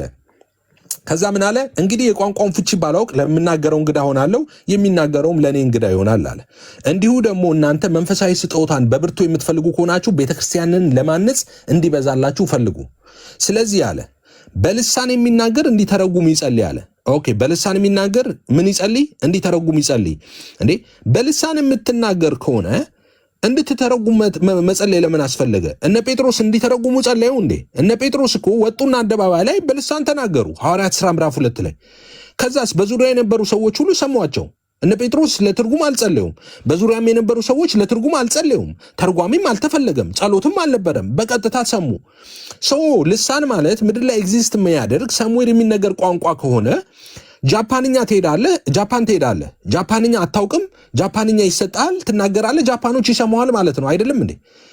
ኮሪያ ወሬቨር ጣሊያን ትሄዳለህ፣ ጣሊያንኛ ትናገራለህ፣ ጣሊያኖችስ ይሰማዋል የምትናገረውን ጣሊያንኛ ልሳን ይሰጣል፣ ትናገራለህ፣ ይሰማዋል ማለት ነው አይደለም እያለ ነው ጳውሎስ። ልሳን የሚናገር እንዲተረጉም ይጸልይ በጸሎት የሚገኝ ነው አለ። አንደኛ ቆሮንቶስ ምዕራፍ 12 ላይ ደግሞ ሁሉ ልሳን አይናገርም ሁሉም አይተረጉምም አለ። በግልጽ ነው ያስቀመጠው። ስለዚህ ልሳን የጸጋ ስጦታ ነው፣ መንፈስ ቅዱስ ለቤተ ክርስቲያን የሰጠው ስጦታ ነው አለ። ተጸልዮ ነው የሚገኘው ማለት ነው፣ የጸጋ ስጦታ ነው ማለት ነው። ስለዚህ ምድር ላይ ኤግዚስት የሚያደርግ ቋንቋ ሰሙዌር የሚነገር ቋንቋ ቢሆን ተርጓሚ ለምን አስፈለገ? ጃፓን ትሄዳለህ፣ ጃፓንኛ ይሰጣል፣ ትናገራለህ፣ ጃፓኖች ይሰሙሃል ማለት ነው። ይሄ ግን አይደለም። ስትሄድ ልሳን ይሰጣል። ያ ልሳን ምድር ላይ ኤግዚስት የሚያደርግ ቋንቋ አይደለም፣ ሰማያዊ መንፈሳዊ ቋንቋ ነው። ትናገረዋለህ። ስትናገረው የሚሰማህም የለም። ተርጓሚ ያስፈልጋል። ተርጓሚው ደግሞ የጸጋ ስጦታ ያለው ነው መሆን ያለበት። እሱ ደግሞ ይሰማና ከዛ በኋላ እሱ ነው የሚያስተረጉመው እያለ ነው። ከዛስ ቀጣለና ሐዋርያ ቅዱስ ጳውሎስ 14 ላይ በልሳን ብጸልይ መንፈሴ ይጸልያል አይምሮ ያለ ፍሬ ነው አለ። በቃ በልሳን ብጸልይ መንፈሴ ይጸልያል አይምሮ ያለ ፍሬ ነው ማለት ነው። አይምሮዬ አያውቀውም ማለት ነው። አሁን እኔ የምናገረውን ነገር አውቀዋለሁ፣ የተገለጠ ቃል እየተናገርኩ ስለሆነ። በልሳን ብናገርስ አላውቀውም። ጳውሎስ በልሳን ስጸልይ መንፈሴ ይጸልያል አይምሮዬ ግን አያውቅም አለ ጳውሎስ። አይምሮ የሚያውቀው ነገር አይደለም ስለ ልሳን እያለ ነው። ግልጽ እኮ ነው። እንግዲህ ምንድን ነው አለ ጳውሎስ። ዝም ልበል ካዲያ አይምሮዬ ስለማያውቀው በልሳን ስጸልይ እንግዲህ ምንድን ነው አለና በመንፈስ እጸልያለሁ በአይምሮዬም ደግሞ እጸልያለሁ አለ። በመንፈስ እዘምራለሁ በአይምሮም ደግሞ እዘምራለሁ አለ። አየህ፣ ሁለቱንም ነው የሚያደርገው ጳውሎስ። በልሳንም ይጸልያል በአይምሮም ይጸልያል። በልሳንም ይዘምራል ደግሞ በአይምሮም ይዘምራል። በልሳን ሲጸልይ ግን መንፈሱ ነው አይምሮ ያለ ፍሬ ነው፣ አይምሮ አያውቀውም እያለ ነው። ከዛስ ይቀጥልና እንዲያማ ካልሆነ አንተ በመንፈስ ብትባርክ ባልተማሩ ስፍራ የተቀመጠው የምትለውን ካላወቀ እንዴት አድርጎ ለምስጋና አሜን ይላል? እውነት ነው። አሁን ያልተማረ ሰው ሲል እዚህ ጋር ከታች ገልጦታል። ያልተማረ ሲል መንፈሳዊ ዓለምን የማይረዳ እና ክርስቲያን ያልሆነ ለማለት ነው እንጂ ኑሮ ዘዴና እንግሊዝ ያልተማረ ማለቱ አይደለም። ኦኬ፣ ባልተማሩ ስፍራ የተቀመጠው የምትለውን ካላወቀ እንዴት አድርጎ ለምስጋና አሜን ይላል አለ። አሁን እኔ እዚህ ጋር በልሳን ብናገር መንፈሳዊ ዓለም የማይረዳ ሰው ምንም ምለውም እንደ እብድ ነው የሚያየኝ። ቀጥሎ እሱ እንደው መጨረሻ ላይ ይናገራል። እንደ እብድ ነው አብደዋለሁ ነው የሚሏችሁ አለ፣ ትርጉም ከሌለው። ከዛ 17 ላይ እሺ ሳተረጉም ስለ ጸለይክ አንተ ጥፋተኛ ነህ፣ ሁለተኛ እንዳትጸልይ ያለ ጳውሎስ ቀጥሎ እንደዚህ ነው የሚለው። ቀጥሎ 17 ላይ አንተማ መልካም ታመሰግናለህ፣ ሌላው ግን አይታነጽበትም። ኤፍሬም አሁን አንተ ጉባኤ ስር ገብተህ በልሳን ብትጸልይ አንተ መልካም ነው የምታመሰግነው፣ ሌላው ሰው ግን አይታነጽበት። ለምን? እየተተረጎመ አይደለም። ስለማይተረጎም ሌላው አይታነጽበትም። ኦኬ፣ አይታነጽበትም ሌላው። ከዛስ 18 ላይ እንደዚህ ይላል፣ ከሁላችሁ ይልቅ በልሳኖች እናገራለሁና እግዚአብሔርን አመሰግናለሁ ይላል። እኔ ለዛ ነው እኮ ፔንቴኮስታል የጳውሎስ ሃይማኖት እያልኩ የምናገረው ለዛ ነው። ጳውሎስ ከሁላችሁ ይልቅ እናገራለሁ እያላቸው ነው ለቆሮንቶስ ቤተክርስቲያን ሰዎች። ከሁላችሁ ይልቅ ልሳን እናገራለሁ አለና ነገር ግን አለ ጳውሎስ ሌሎቹን አስተምር ዘንድ አለ ሌሎቹን አስተምር ዘንድ በማህበር እልፍ ቃላት በልሳን ከመናገር ይልቅ 5 ቃላት በአይምሮ ልናገር ወዳለሁ አለ። ትክክል። አሁን በጉባኤ መካከል ጳውሎስን ጋብዘው በዚህ ዘመን ቢኖር አንድ ቤተክርስቲያን ጋብዘው ጳውሎስና አስተምር ብትለው በልሳን እልፍ ቃል ከምናገር በአይምሮ የተወሰነ ቃላትን ብናገር ነው የሚሻለው። አንተን የምጠቅም እሱን ከተናገር በልሳን እስከሆነ አታውቀውም ነው። ካልተተረጎመልህ እንዴት ታውቀዋለህ ነው። ከዛስ ወንድሞች ሆይ በአይምሮ ሕፃናት አትሁኑ። ላቁም እስከ 19 ያለውን ብንሄድበት አይሻልም? እሺ እስከ 19 ሂድ። እሺ ተሙዬ ላቁም፣ ሂድ እስከ 19። ኦልሞስት እኔ ሁሉንም ላላነብ እችላለሁ። አለፍ ብዬ እስከ 19 ያለውን ወሳኝ የሆኑትን ሀሳቦችን አነሳለሁ። እስካሁን ድረስ ኤፍዬ ድንገት ወይ አንተ ያወራሁን እኔ አልገባኝ ከሆነ አላቅም። መጽሐፍ ቅዱሱ የሚለው ግን ቋንቋ ብሎ ነው ያስቀመጠው። ቋንቋ ከሆነ ደግሞ ተናጋሪው የሚያውቀው አዳማጩ የሚያውቀው፣ ሌላው ግን ሰሚ የሆነው ሰው ግን የማያውቀው ሀሳብ ነው። አንደኛ ቆሮንቶስ ላይ የተቀመጠው ከፍቅርም ጋርም የተያዘ ሀሳብ ስለሆነ ቁጥር 2 ላይ በልሳን የሚናገር ለእግዚአብሔር እንጂ ለሰው አይናገርም የሚያስተውለውም የለምና በመንፈስ ግን ሚስጥርን ይናገራል። ተናጋሪው በዚህ ቁጥር መሰረት ተናጋሪው የሚናገረውን ቋንቋ ያውቀዋል።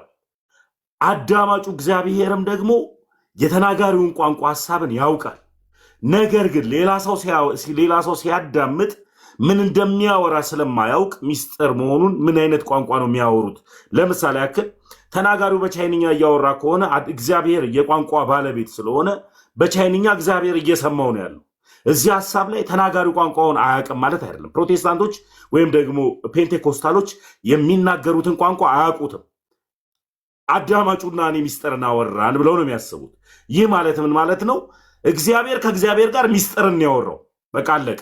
እግዚአብሔር ከእግዚአብሔር ጋር በኤፍሬም ምላስ ወይም በሌላው ፔንቴኮስታል ምላስ ከራሱ ጋር ሚስጥርን አወራ እንጂ ለተናጋሪውም ሆነ አዳማጩ ለሌላውም ነገር ፍሬ የለውም የሚል ሐሳብን ነው የኤፍሬም ንግግር ከሆነ። መጽሐፉ ግን እግዚአብሔር ከእግዚአብሔር ጋር ሚስጥርን ሳይሆን እየተናገረ ያለው ቁጥር 2 ላይ ተናጋሪውና እግዚአብሔር ሚስጥርን እየተነጋገሩ ነው። ተናጋሪውም ያውቀዋል ቋንቋውን፣ እንደዚሁ ደግሞ እግዚአብሔርም ደግሞ ያውቀዋል ቋንቋውን። እየተመላለሱ እየተሳሰቡ ነው ያሉት። አለቀ። በዚህ መካከል ሌላ ሰው ሶስተኛ ቢሰማው ሚስጥር ነው፣ አያውቀውም። ምን አይነት ቋንቋ እያወራ እንደሆነ አያውቀውም ነው ቁጥር 2 ሐሳቡ። ቁጥር 4 ላይ ልምጣ። በልሳን የሚናገር ራሱን ያንጻል፣ ትንቢትን የሚናገር ግን ማህበሩን ያንጻል። በልሳን የሚናገር ራሱን ያንጻል ማለት በዛ ቋንቋ ልጁ በሚችለው ቋንቋ፣ ጸላዩ በሚችለው ቋንቋ፣ ልሳን ማለት ቋንቋ ስለሆነ በሚችለው ቋንቋ ከእግዚአብሔር ጋር ሲነጋገር ራሱን ያንጻል፣ ሰላምን ያገኛል፣ መልሱ እንደተመለሰለት ሆኖ ይቀበላል። ግን ሌላው ማህበሩ በራሳቸው አንድ አይነት ቋንቋ፣ ለምሳሌ ያክለኛ እዚህ ጋር አማርኛ ነው እያወራን ያለ ነው። እኔ በኦሮምኛ ባወራ ኦሮምኛ ማይችል ሰው ሊኖር ስለሚችል በአማርኛ አዳማጩን ሁሉ እንትን እንዲል በምንችለው ቋንቋ ትንቢትን ብንናገር ይቀላል ነው እንጂ በልሳን የሚናገረው እውነት ነው። ቅድም ቁጥር 2 ላይ ምን ብያለሁ? የሚናገረው ሰውዬ ቋንቋውን ያውቀዋል። ቋንቋውን ስለሚያውቀው ከእግዚአብሔር ጋር ስለወራበት ራሱን ያንጻል የሚል ሐሳብ ነው ያለው እዚህ ጋር።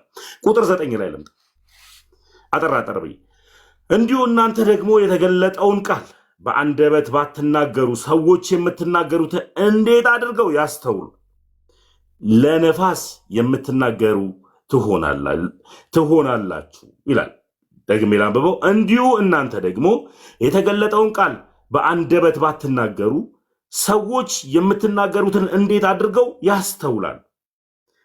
ለነፍስ የምትናገሩ ይሆናል። ይህ ማለት ምን ማለት ነው? ተናጋሪው በሚጸልየው ቋንቋ እግዚአብሔር ጋር ሚስጥርን በእኔ ምላስ አያወራም፣ ወይም ደግሞ በሌላው ፔንቴኮስታል ምላስ አያወራም። ሚስጥርን ይናገራል ሲባል እግዚአብሔር ምን አይነት ሚስጥረኛ ቢሆን ነው እሱ ማያውቀውን ስለ እኔ በሚስጥር እያወራልኝ ምን ብዬ እንደጠየኩት ለምን እንደምፈልገው ሳያውቅ እግዚአብሔር ከራሱ ጋር ሆኖ ሚስጥርን እያወራልኝ ሊያድነኝ ስለማይችል ያ ነው።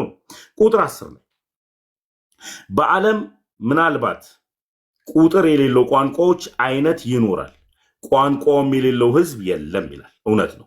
ዓለም ላይ ብዙ ህዝብ አለ። እኛ ማናውቀው አይነት ቋንቋዎች አሉ። በዓለም ላይ ቋንቋ የሌለው ህዝብ ስለሌለ በዛ ቋንቋ በገባን ቋንቋ የቋንቋው ባለቤት እግዚአብሔር ስለሆነ ከእግዚአብሔር ጋር እኛ ምንን ሚስጥር ወይም ደግሞ ጸሎትን እንጸልያለን። በዓለም የሌለ አይነት ቋንቋ ስለሌለ እግዚአብሔር የምን ቋንቋ ነው? የእግዚአብሔር የምን አምላክ ነው? የቋንቋ ባለቤት አምላክ ስለሆነ ቋንቋንም የሚሰጠው ራሱ እግዚአብሔር ስለሆነ በዓለም ላይ ምናልባት ቁጥር የሌለው ቋንቋ አይነት ይኖራል፣ ቋንቋም የሌለው ህዝብ ግን የለም። እኛ ቁጥሩን ላናቅ እንችላለን፣ በዓለም ላይ ያለውን ቋንቋ አይነት ግን ህዝብ ባለበት አካባቢ ጋር ቋንቋውን የማይናገር ህዝብ ግን የለም። ለምሳሌ ያክል ሰሜን ላይ ኩናማ የሚባል ትግራይ አካባቢ ጋር አለ። ኩናምኛ ላንችል እንችላለን፣ ትግርኛና ኩናምኛ ይለያያል። እንደዚሁ ደግሞ ትግራይ ውስጥ ደግሞ ዩሮፕ የሚባል ቋንቋ አለ። ዩሮፕ ላይ ልክ እዛው ትግርኛ ላይ የትግራይ ክልል ላይ ዩሮፕ የሚናገሩ ሰዎች አሉ። ነገር ግን ትግርኛና ዩሮፕ ይለያያል፣ ኩናምኛና ዩሮፕ ይለያያል። ልክ እንደዚሁ በዓለም ላይ ምናልባት ቁጥር የሌለው ቋንቋ አይነት ይኖራል፣ ቋንቋም የሌለው ህዝብ የለም ለማለት ነው። ይህ ማለት የቋንቋው ባለቤት እግዚአብሔር ነው እንጂ ተናጋሪው ሰው አያውቀውም ማለት አይደለም። ቁጥር 11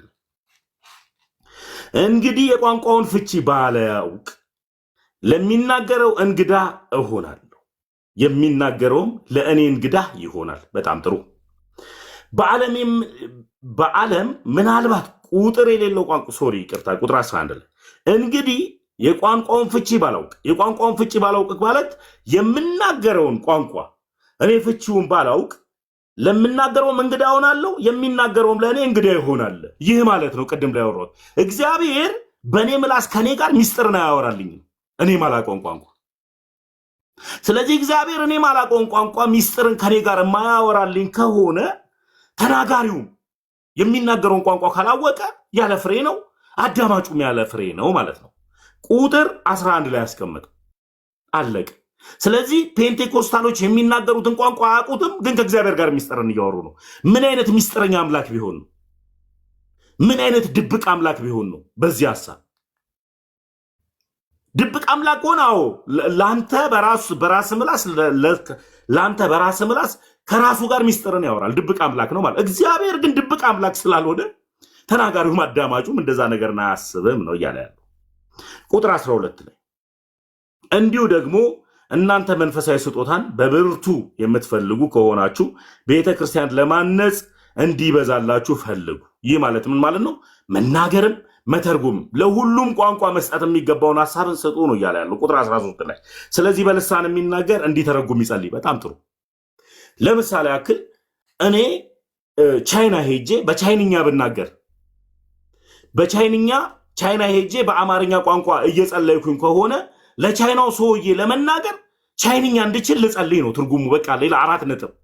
ቋንቋ ስለሆነ ልሳን ማለት ሌላ ትርጉም ስለሌለው ቻይና ሄጄ በአማርኛ እየጸለይኩኝ ከእግዚአብሔር ጋር በዚህ ልሳን በዚህ ቋንቋ እየጸለይኩኝ ቻይናው ያለው ሰውዬ ግራ ከሚጋባ ቻይንኛ የምችልበትን ትርጉም ይስጠኝ ነው ሐሳቡ እንጂ ሌላ ሐሳብ አይደለም እየተናገረ ያለው። ቁጥር 16 ላይ እንዲያማ ካልሆነ አንተ በመንፈስ ብትባረክ ባልተማሩ ስፍራ የተቀመጠውን የምትለውን ካላወቀ እንዴት አድርጎ ለምስጋና አሜን ይላል? በጣም ጥሩ። በዚህ ዘመን ፔንቴኮስታል ላይ የምናያቸው ነገሮች ለተነገረ ሁሉ ልሳን አሜን ይላሉ። ተናጋሪው ማያውቀው፣ አዳማጩ ማያውቀው። ግን አንድ ትርክት አለቻቸው። ከእግዚአብሔር ጋር ሚስጥርን ያወራል የሚል ትርክት። ከእግዚአብሔር ጋር ሚስጥርን የሚናገር ከሆነ የሆነ ልሳን ፔንቴኮስታሎች ሲናገሩ አዳማጩ አሜን ይላል። ስለዚህ ይህንን ትርጉም ካላወቀ ትክክለኛ ክርስቲያን ማለት ነው በሚነጋገረው ቋንቋ ትርጉሙን ካላወቀ እንዴት አሜን ይላል? ስለዚህ ህዝቡ አሜን ለማለት ቋንቋው ምን ማድረግ አለበት? ማወቅ መቻል አለበት። ዝም ብለህ አታውራ። አንተ ማታውቀውን አዳማጩ ማያውቀውን ቋንቋ የምታወራ ከሆነ እንዴት ህዝቡ አሜን ይበል? ለዚህ ነው ሚስጥር ይናገራል እየተባለ የሚሳሳተው ማለት ነው። ፔንቴኮስታሎች ጋር ያለው ሐሳብ ይሄ ነው። ከሁላችሁ ይልቅ በልሳን እናገራለሁና እግዚአብሔርንም አመሰግናለሁ ይላል። ይህን የሚናገረው ሐዋርያው ጳውሎስ። ከሁላችሁ ይልቅ ቋንቋውን ይችላሉ። ብዙ አይነት ቋንቋ ለብዙ አይነት ሰዎች ወንጌልን መስጠት ይችላለሁ። በዚህም ደግሞ በሰጠኝ ቋንቋ ሁሉ ለብዙዎች መድረስ በሚችለው ቋንቋ ሁሉ እግዚአብሔርን አመሰግናለሁ ነው የሚል። የቋንቋው ባለቤት እግዚአብሔር ለሐዋርያው ጳውሎስ ብዙ አይነት ቋንቋ ስለሰጠው ምን ይሳነሃል አንተ? የቋንቋዎች ሁሉ ባለቤት አንተ ስለሆንክ እግዚአብሔርን አመሰግናለሁ ብሎ አምላኩን ያመሰግናል። ቁጥር 19 ላይ ነገር ግን ሌሎችን ደግሞ አስተምር ዘንድ በማህበር 1000 ቃላት በልሳን ከመናገር ይልቅ 5 ቃላት በአእምሮ ልናገር እወዳለሁ።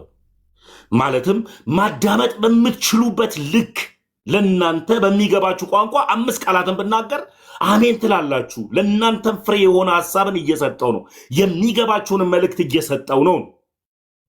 ብዙ አይነት ቋንቋ ተናግሬ እናንተ ማትሰሙትን ቋንቋ ከምናገር ይልቅ በምትችሉት ቋንቋ፣ በምታዳምጡት ቋንቋ፣ በሚገባችሁ ሐሳብ ነግሬያችሁ ብመጣ ያ ይሻላል ነው እያለ ያለው ጳውሎስ እንጂ አሁን ፔንቴኮስታሎች የሚናገሩት ትርጉም አልባው ቋንቋ ነው ብዬ አላስብም። ፊ አመሰግናለሁ። እሺ ተሙዬ ታንኪዩ። እና ትርጉም የምትለዋ ነገር ላይ እሷ ብቻ ላይ ትኩረት ላድርግ፣ ትርጉም ስለሆነ ማለት ነው። ምንድነው በዚህ ዘመን ፔንቴኮስታል አብያተ ክርስቲያናት ውስጥ የምትናገሩት ልሳን ማይተረጎም ስለሆነ ትርጉሙን ስለማታውቁት እናንተ ተናጋሪውም ስለማያውቀው ጉባኤውም ስለማያውቀው፣ ስለዚህ ልሳኑ ትክክለኛ አይደለም፣ መጽሐፍ ቅዱሳዊ አይደለም ነው አንደኛው መከራከሪያው። ሁለተኛው ልሳን በሚለው ራሱ ምድር ላይ ኤግዚስት የሚያደርግ ሰሙዌር የሚነገር ቋንቋ ነው። ኦኬ ሐዋርያው ቅዱስ ጳውሎስ እዚህ ጋር እንግዲህ በግልጽ አስቀምጦታል። ምንም እንደው ውስብስብም አይደለም። አንደኛ ቆሮንቶስ ላይ ምዕራፍ 14 ላይ አስቀምጦታል። እንደገና አንደኛ ቆሮንቶስ ምዕራፍ 12 ላይ አስቀምጦታል። የጸጋ ስጦታ እንደሆነ አድርጎ ማለት ነው። እሺ ግን እዚሁ የተነሱት ፖይንቶች ላይ ሊድ አንዳንዶቹ ላይ ለምሳሌ 2 ላይ በልሳን የሚናገር ለእግዚአብሔር እንጂ ለሰው አይናገርም ይል ነገር አለ። በልሳን የሚናገር ለእግዚአብሔር እንጂ ለሰው አይናገርም ይላል። ኦኬ ሶ አንድ ሰው በልሳን ሲናገር እኔ አሁን እዚህ ጋር በልሳን ብናገር ለእግዚአብሔር ነው እንጂ ለሰው አይደለም እየተናገርኩ ያለሁት ማለት ነው። ወይ ጳውሎስ ተሳስቷል ወይ ተሙዬ እናንተ ተሳስታችኋል። ከሁለት አንዳችሁ ትክክል አይባል። ጳውሎስ በልሳን የሚናገር ለእግዚአብሔር ነው ለሰው አይናገርም ነው ያለው። በቃ ለሰው አይናገርም ለእግዚአብሔር ነው አለ ጳውሎስ። የሚያስተውለውም የለም አለ ጳውሎስ። በመንፈስ ግን ምስጢርን ይናገራል አለ። እሺ አሁን ቅድም እንዳልኩት ሐዋርያት ሥራ ምዕራፍ 2 ላይ ሉቃስ እንደጻፈልን በበዓለ ሃምሳ ወቅት በቤተ ክርስቲያን ተከላ ወቅት እዛ ጋር እነ ጴጥሮስ ልሳን ተናግረዋል። ልሳን ሲናገሩ ሰዎች ሰምተዋቸዋል። ለሰው ነው የተናገሩት፣ ለእግዚአብሔር አይደለም። ሰዎች ሰሟቸው፣ በዙሪያቸው የነበሩት ለነሱ ነው የተናገሩት። ወንጌልን ለነሱ ነው የመሰከሩት። እዚህ ጋር ግን በልሳን የሚናገር ለእግዚአብሔር እንጂ ለሰው አይናገርም አለ። ይሄ ለአዲስ ኪዳኒቷ ቤተክርስቲያን የጸጋ ስጦታ ተደርጎ የተሰጠው የልሳን አይነት ነው። ለእግዚአብሔር ነው ለሰው አይደለም። እነ ጴጥሮስ የተናገሩት ግን ለእግዚአብሔር አይደለም ለሰው ነው። እዚህ ጋር ጳውሎስ ግን ለሰው አይደለም ለእግዚአብሔር ነው አለ። ሁለተኛ የሚያስተውለው የለም አለ እዚህ ጋር ጳውሎስ። እዛ ጋስ እነ ጴጥሮስንማ ሲናገሩ ያስተዋለው ሰው ነበረ። ስላስተዋሉም ነው የእግዚአብሔርን ታላቅ ነገር በገዛ ቋንቋችን ይነግሩናል፣ እነዚህ የገሊላ ሰዎች አይደሉም ወይ አሉ ሐዋርያት ሥራ ምዕራፍ 2 ላይ ማለት ነው። እዚህ ጋር ግን የሚያስተውለው የለም አለ። ሌላ በመንፈስ ምስጢርን ይነጋገራል ማለት ሰዎች ተሙዬ እዛ ጋር ሰዎች ለእግዚአብሔር ምስጢርን ይነግሩታል ማለት አይደለም። ከእግዚአብሔር የተደበቀ ምስጢር ነው። በመንፈስ ምስጢርን ይናገራል ማለት ከእግዚአብሔር ጋር ኮሚኒኬት ያደርጋል።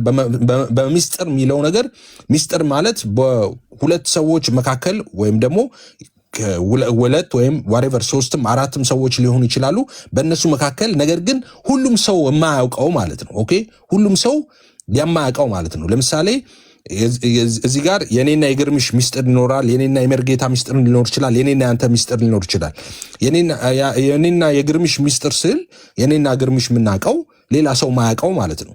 ኦኬ ሶ በዚህ ጋር በመንፈስ ምስጢርን ይናገራል ማለት ምን ማለት ነው? ሌሎች ሰዎች ማይገባቸው ማይረዱት ያ ተናጋሪው ብቻ ከእግዚአብሔር ጋር ኮሚኒኬት የሚያደርገው ነገር ማለት ነው። ኦኬ እንጂ ለእግዚአብሔር ሰውየው ምስጢር ይናገራል ማለት አይደለም። ሌላ ልሳን ትርጉሙን ስለማታውቁት ኦኬ እናንተ የምትናገሩትን ራሳችሁ የማታውቁት ከሆነ ትክክል አይደለም። ጳውሎስ ልሳን አይታወቅም እኮ አለ። ጳውሎስ ነው ያለው። ጳውሎስ ምን አለ? አንደኛ ስለዚህ አለና 13 ላይ በልሳን የሚናገር እንዲተረጉም ይጸልይ አለ። አሁን አንተ አንድ ምሳሌ ሰጠ ተሙዬ። እኔ አሁን ጃፓን ሄጄ ምናምን አልክ፣ ቻይና ሄጄ ምናምን አልክ። ኦኬ እዛ ሄጄ ከዛ ልሳን ይሰጠኛል አልክ ቻይንኛ። ከዛ ደግሞ እኔ ስለማይገባኝ ትርጉሙ እንዲገባኝ ኦኬ ለዛ ነው ጸልይ የተባልኩት አልክ። ትርጉሙ እንዲገባ ያ ቻይንኛ ይሰጥህና ከዛ ትርጉሙ እንዲገባ ጸልይ የተባልኩት ለዛ ነው የሚሰጠኝ ቻይንኛ ትርጉሙ እንዲገባኝ ነው። ኦኬ ትርጉሙ ከገባህስ በኋላ ትርጉሙ ከገባህ በኋላ ለሰዎቹ ትነግራቸዋለህ አይደል? ለሰዎቹ ልትነግራቸው ነው። ከዛ እነሱም ለምንድን ነው የማይሰሙ እነሱ? ኦኬ ምድር ላይ ኤግዚስት የሚያደርግ ቋንቋ ስላልሆነ ነው። ሰዎቹ አይሰሙም። ለምንድን ነው የማይሰሙ? ስለዚህ በልሳን የሚናገር እንዲተረጉም ይጸልይ አላለም? አንተ ሄድክ ቻይንኛ አታውቅም፣ ቻይንኛ ሰጠኝ አልክ። ቻይንኛ ሰጠ። ቻይንኛ ሰጥቶ ቀጥታ የሰጠን ብትናገር ቻይናዎች ስለሆኑ ይሰሙሃል። አንተ ግን እንድተረጉም ትርጉሙን እንዲነግረኝ እጸልያለሁ አልክ። ኦኬ እግዚአብሔር ትርጉሙን እንዲነግረኝ የቻይንኛውን ትርጉም እንዲነግረኝ እጸልያለሁ ማለት ነው አልክ። ኦኬ የቻይንኛውን ትርጉም ለአንተ ነገር አንተ ሳታውቀው ላለመናገር ነው አይደለ? ኦኬ እሺ አወቅከው ትርጉሙን። ከዛ አንተ ተናገርክ። ኦኬ ትርጉሙን ስላወቅከው ተናገርክ ለቻይናዎቹ። ሰው ምንድነው ለውጡ? እነሱ መጀመሪያም የተሰጠን ቋንቋ ብትናገር አንተ ሳታውቀውን ብትናገር ይሰሙሃል። አውቀኸውም ትርጉሙን ብትናገር ይሰሙሃል፣ ቻይንኛ ስለሆነ ማለት ነው። ይሄ ግን እያለን ያለው ቃሉ ምንድነው? ትርጉሙ በጸሎት ነው የሚገኘው፣ የጸጋ ስጦታ ነው እንጂ ሰዎች ሊያውቁት አይችሉም ነው። ሰዎች ትርጉሙን አንድ ሰው ልሳን ሲናገር ትርጉም ስጦታ ከሌላቸው ሊሰሙት አይችሉም ነው። እነ ጴጥሮስ ሲናገሩ በዙሪያቸው የነበሩ ሰዎች ሰሟቸው። እነ ጴጥሮስ ትርጉም ጠይቀዋል እንዴ? አልጠየቁም። ትርጉም አልጠየቁም። ልሳን ወረደባቸው፣ ተናገሩ ነው የሚለው። እነ ጴጥሮስ ሲናገሩ ግን በዙሪያ የነበሩ ሰዎች ሰሟቸው። አንተም ቻይንኛ ስትሄድ ምድር ላይ ኤግዚስት የሚያደርግ ቋንቋ ቢሆን ኖሮ ቻይንኛ ትጠይቃለህ፣ ይሰጥሃል። ከዛስ ቻይንኛውን ትናገራለህ። በዙሪያ የተሰበሰቡ ሰዎች ቻይንኛ ስለሚያውቁ ይሰሙሃል። ነገር ግን አይደለም እያለ ነው። ትርጉም ያስፈልገዋል። መንፈሳዊ ሰማያዊ ቋንቋ ስለሆነ ማለት ነው። እሱ ብቻ አይደለም። ቀጠለና 14 ላይ በልሳን ብናገር መንፈሴ ይጸልያል፣ አይምሮዬ ግን ያለ ፍሬ ነው አለ። ምን አለ? በልሳን ብጸልይ መንፈሴ ይጸልያል አለን፣ አይምሮ ያለ ፍሬ ነው። አይምሮ አያውቀውም ማለት ነው። አይምሮ ያለ ፍሬ ነው ማለት አያውቀውም። አይምሮ ሳያውቀው ነው በልሳን የምትጸልየው። ስለዚህ ሰውየው ማወቅ አለበት የምትለው ከተሰጠው የጸጋ ስጦታ ከተሰጠው ኦኬ፣ ትርጉሙን ያውቀዋል፣ ጥሩ ነው። ትርጉሙን ያውቀዋል ማለት ነው የጸጋ ስጦታ ከተሰጠው። ከዛስ ሰውየው ይናገራል። የተናገረውን የእግዚአብሔር መልእክት ካለ ለህዝቡ ይናገራል። ኦኬ፣ እግዚአብሔር የሰጠው መልእክት ካለ ለጉባኤው የሚሆን ነገር ካለው ይናገራል፣ ይተረጉማል። እሱ ላይ ተረጉም ይችላል። ሌላ ደግሞ የትርጉም ስጦታ ያለው ሰው ሊኖር ይችላል። አንደኛ ቆሮንቶስ ምዕራፍ 12 ላይ ሁሉ አይናገሩም ሁሉ አይተረጉሙም ስለሚል አንዳንዶቹ ትርጉም ተሰጥቷቸዋል፣ አንዳንዶቹ ደግሞ መናገር ተሰጥቷቸዋል ስለሚል ማለት ነው። ስለዚህ ትናገራለህ አንተ፣ ትርጉሙ ካለ ትተረጉምላቸዋለህ። ትርጉሙ ከሌለ ደግሞ ትርጉሙ ሌላ ያለው ሰው ይተረጉምለታል ለህዝቡ። ህዝቡማ አያውቅም፣ የተሰበሰበው ሰው አያውቅም። ለምንድን ነው ማያውቀው? የገዛ ቋንቋ አይደለም። እነ ጴጥሮስ ጋር የተሰበሰቡ ሰዎች የገዛ ቋንቋችን ነው እንዳሉት የገዛ ቋንቋ አይደለም፣ ምድር ላይ ኤግዚስት የሚያደርግ ቋንቋ ስላልሆነ ይሄ አንደኛ ቆሮንቶስ ምዕራፍ 14 ላይ ያለው ትርጉም ያስፈልገዋል፣ መተርጎም አለበት ለሰው። ከዛስ ልተወው እንዴ? ትርጉም ስለሌለው ልተወው አለ ጳውሎስ? አላለም። 14 ላይ እንደዛ ብሎ በልሳን ብጸልይ መንፈስ ይጸልያል፣ አይምሮዬ ግን ያለ ፍሬ ነው፣ አይምሮ አያውቀውም ካለ በኋላ 15 ላይ ግን እንግዲህ ምንድነው? በመንፈስ እጸልያለሁ፣ በአይምሮም እጸልያለሁ፣ በመንፈስ እዘምራለሁ፣ በአይምሮም ደግሞ እዘምራለሁ አለ። ኦኬ፣ በመንፈስም ይዘምራል፣ በአይምሮም ደግሞ ይዘምራል ማለት ነው። ከዛስ አሁን አንተ እዛ ካዲያማ ከእንዳ ካልሆነ አንተ በመንፈስ ብትባርክ ባልተማሩት ስፍራ የተቀመጠው የምትለውን ካላወቀ እንዴት አድርጎ ለምስጋና አሜን ይላል ይላል። ይሄኛው እንግዲህ ቅድም እንዳልኩት ነው። አንተ ስትናገር ያ ሰው አሁን ጴንጤዎች ልሳን ሲናገር አንድ ሰው አሜን ይላሉ። ትርጉሙን ሳያውቁት ለምንድን ነው አሜን የሚሉት? አንድ ሰው በትርጉም ሲናገር አይቢን ያለ ትርጉም ልሳን ሲናገር ጴንጤዎች አሜን የሚሉበት ጊዜ አለ እና ትርጉሙን ካላወቁት ለምንድን ነው አሜን የሚሉት? ለምሳሌ እዚህ ጋር ደግሞ ምን ይላል? በመንፈስ ብትባርክ ባልተማሩ ስፍራ የተቀመጠው የምትለውን ካላወቀ እንዴት አድርጎ ለምስጋና አሜን ይላል የሚል ነገር ስለተነሳ አልክ። ኦኬ ጉድ። እዚህ ጋር እኮ ምንድን ነው የሚለው? እንዲያማ ካልሆነ አንተ በመንፈስ ብትባርክ ይልና በልሳን ብትጸልይ ማለት ነው። ባልተማሩት ስፍራ የተቀመጠው የምትለውን ካላወቀ ይላል። ባልተማሩት ስፍራ የሚለው አሁንም ያልተማረ ማለት እንዳልኩት እርሻና ኑረ ዘዴ ያልተማረ ማለት አይደለም። መንፈሳዊውን ዓለም ያልተረዳ ክርስቲያን ያልሆነ ማለት ነው። አዲስ ወደ ጉባኤ የሚመጣ ሰው ማለት ነው። እሱ እንዴት አሜን ይላል? ለምስጋና አሜን ይላል። ጴንጤዎችማ አሜን ይለዋል መንፈሳዊውን ዓለም ስለሚረዱ ማለት ነው። እነሱማ መንፈሳዊያን ናቸው፣ በመንፈስ የሚመሩ እነዚህ እግዚአብሔር ልጆች ናቸውና እንደሚል እነሱማ ከአንድ መንፈስ ጠጥተዋል። እነሱ አሜን ይላሉ። ያልተማረ የሚለው የማያምን ሰው መንፈሳዊን ዓለም የማይረዳ ሰው ነው። ከየት አምጥተህ ነው ኤፍሬም እንደዛ የምትለው? 16 ራሱ ጳውሎስ እንደዚህ ይላል። ያልተማረ ሰው ማለት ምን ማለት እንደሆነ መጨረሻ ላይ እንደዚህ ይላል ጳውሎስ ራሱ እዚህ ቁጥር ላይ ማለት ነው። እንደዚህ ይላል። እሺ 24 ላይ 23 ጀምሮ ላንብበው። እንግዲህ ይላል 23ን ላንብበው። እንግዲህ ማህበር ሁሉ አብረው ቢሰበሰቡ ሁሉም በልሳኖች ቢናገሩና ያልተማሩ ወይም የማያምኑ ሰዎች ቢገቡ አብደዋል አይልምን ይላል። አየህ፣ ያልተማሩ ወይም የማያምኑ የሚለው ይህንን ነው። መንፈሳዊ ዓለምን ማይረዱና ጌታን ያልተቀበሉ ጌታን የማያውቁ ክርስቲያን ያልሆኑ ማለቱ ነው። ቢገቡ አብደዋል አይሉም ይላል። እውነት ነው፣ አብደዋል ነው የሚለው። አሁን ሙሉ ወንጌል ቢገባ አንድ ሰው እግር ጥሎት ሁሉም ተነስቶ በልሳን ቢጸልይ አሁን ያልተማረ ሰው ስለ ስፒሪቹዋል ነገር ምንም ማያውቅ ሰው በጌታ ማያምን ሰው ቢገባ እንዴ እነዚህ ሰዎች እብዶች ናቸው፣ ብዙ ጊዜም ተብለናል። እብዶች ናቸው አይደል እንዴ ነው የሚለው። ለምን ያ ትርጉም ስለማያውቀው ማለት ነው።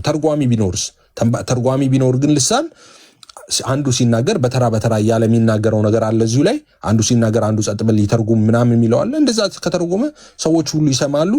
ከዛ በኋላ ክፍሉንም ሲዘጋው ደግሞ የሚለው ልሳን ከመናገር አትከልከሉ እያለ ነው። ስለዚህ አንድ ነገር ለማሳየት ነው እዚህ ጋር የፈለኩት። አንደኛ ልሳን የምትናገሩትን ልሳን አታውቁትም የሚለው ብናውቀውማ ምን ልሳን ሆነ? ብናውቀውማ በቃ ልክ እንግሊዘኛ፣ ፈረንሳይኛ፣ ጉራግኛ፣ ጣሊያንኛ ምናምን ይሆን ነበር። ሐዋርያ ቅዱስ ጳውሎስ አታውቁትም አለ። ሐዋርያ ቅዱስ ጳውሎስ ራሱ ስልጸልይ አይምሮ አያውቀውም አለ። ራሱ ጳውሎስ ነው ያለው። በልሳን ስጸልይ አይምሮ ያለ ፍሬ ነው አለ። አይምሮ አያውቅም አለ ጳውሎስ። ጳውሎስ ነው ይህንን የጻፈው። እንግዲህ ምንድን ነው አለና ስለማላቀው ላቁም አላለም። ኧረ በልሳንም አእምሮ ሳያውቅም እጸልያለሁ እያወቅኩም እጸልያለሁ አለ። ጳውሎስ ነው ያለው። ሲጀምር ክፍሉን ደግሞ የተነሳው ለእግዚአብሔር እንጂ ለሰው አይናገርም ብሎ ነው። አሁን በልሳን የሚናገር ለእግዚአብሔር እንጂ ለሰው አይናገርም የሚለው እኮ በቃ መዝጊያ ነው እኮ እሱ። ከዚህ በኋላ ውይይትም ንግግርም የሚያስፈልገው ቃል አልነበረም። ለምን አለና የሚያስተውለው የለም አለ። ሰዎች ሊያስተውሉት አይችሉም ማለት ነው። ስለዚህ ይሄ መንፈሳዊ ሰማያዊ ቋንቋ ነው። ይሄ ደግሞ አንደኛ እዚህችን ጥቅስ ብቻ በማንበብ ልጨርስ። አንደኛ ቆሮንቶስ ምዕራፍ 12 እንደዚህ ይላል። ቅድም ያነሳዋትን ጥቅስ ድጋሚ ላንሳት። ለአዲስ ኪዳን ቤተክርስቲያን የጸጋ ስጦታ ተደርጎ የተሰጠ ስጦታ ስለሆነ ማለት ነው። እንደዚህ ይላል ስለ ቤተክርስቲያን ሲያወራ ጳውሎስ አንደኛ ቆሮንቶስ 12:27 ላይ እናንተ የክርስቶስ አካል ናችሁ፣ እያንዳንዳችሁም ብልቶች ናችሁ። ስለ ቤተክርስቲያን ነው የሚያወራው። አሁን እግዚአብሔርም በቤተ ክርስቲያን አለ። እግዚአብሔር ቤት አለ፣ በቤተ ክርስቲያን ነው ያለው፣ በመስጊድ አይደለም። እውነተኛዋ ቤተ ክርስቲያን እነዚህ ነገሮች ማሟላት አለባት። እግዚአብሔር በቤተ ክርስቲያን አንዳንዶቹን አስቀድሞ ሐዋርያትን፣ ሁለተኛም ነቢያትን፣ ሶስተኛም አስተማሪዎችን፣ ቀጥሎም ታምራት ማድረግን፣ ቀጥሎም የመፈወስ ስጦታን፣ እርዳታን፣ አገዛዝንም፣ የልዩ ልዩ አይነት ልሳኖችን አድርጓል። የልዩ ልዩ ልሳኖችን። እሺ ሁሉ ሐዋርያ ናቸውን ይላል። ሁሉስ ነቢይ ናቸውን? ሁሉስ አስተማሪዎች ናቸው? መልሱ አይደለም ነው። ሁሉስ ታምራትን ይሰራሉን? ሁሉስ የመፈወስ ስጦታ አላቸውን? ሁሉስ በልሳኖች ይናገራሉን? ሁሉስ ይተረጉማሉን? ይላል። አየ ልሳን የጸጋ ስጦታ ነው። በአዲስ ኪዳን ቤተክርስቲያን የተሰጠ በመንፈስ ቅዱስ አማካኝነት የተሰጠ ስጦታ ነው። እዚሁ አንደኛ ቆሮንቶስ ምዕራፍ 12 ላይ ቁጥሩ ከፍ በሉና እንደዚህ ይላል የጸጋ ስጦታ ልዩ ልዩ ነው፣ መንፈስ ግን አንድ ነው ይላል። ቁጥር 4 ላይ እዚሁ ምዕራፍ ላይ ማለት ነው። አገልግሎት ልዩ ልዩ ነው፣ ጌታም አንድ ነው። አሰራር ልዩ ልዩ ነው፣ ሁሉን በሁሉ የሚያደርግ እግዚአብሔር ግን አንድ ነው ይልና ነገር ግን መንፈስ ቅዱስ መግለጥ ለእያንዳንዱ ጥቅም ይሰጠዋል። ለአንዱ በጥበብ መናገር በመንፈስ ይሰጠዋል፣ ለአንዱም በዚያው መንፈስ የእውቀት መናገር ይሰጠዋል፣ ለአንዱም በዚያው መንፈስ እምነት፣ ለአንዱ በዚያው መንፈስ የመፈወስ ስጦታ፣ ለአንዱ ታምራት ማድረግ፣ ለአንዱ ትንቢት መናገር፣ ለአንዱ መናፍስ መለየት፣ ለአንዱም በልዩ አይነት ልሳን መናገር፣ ለአንዱም በልሳን የተነገረውን መተርጎም ይሰጠዋል አለ።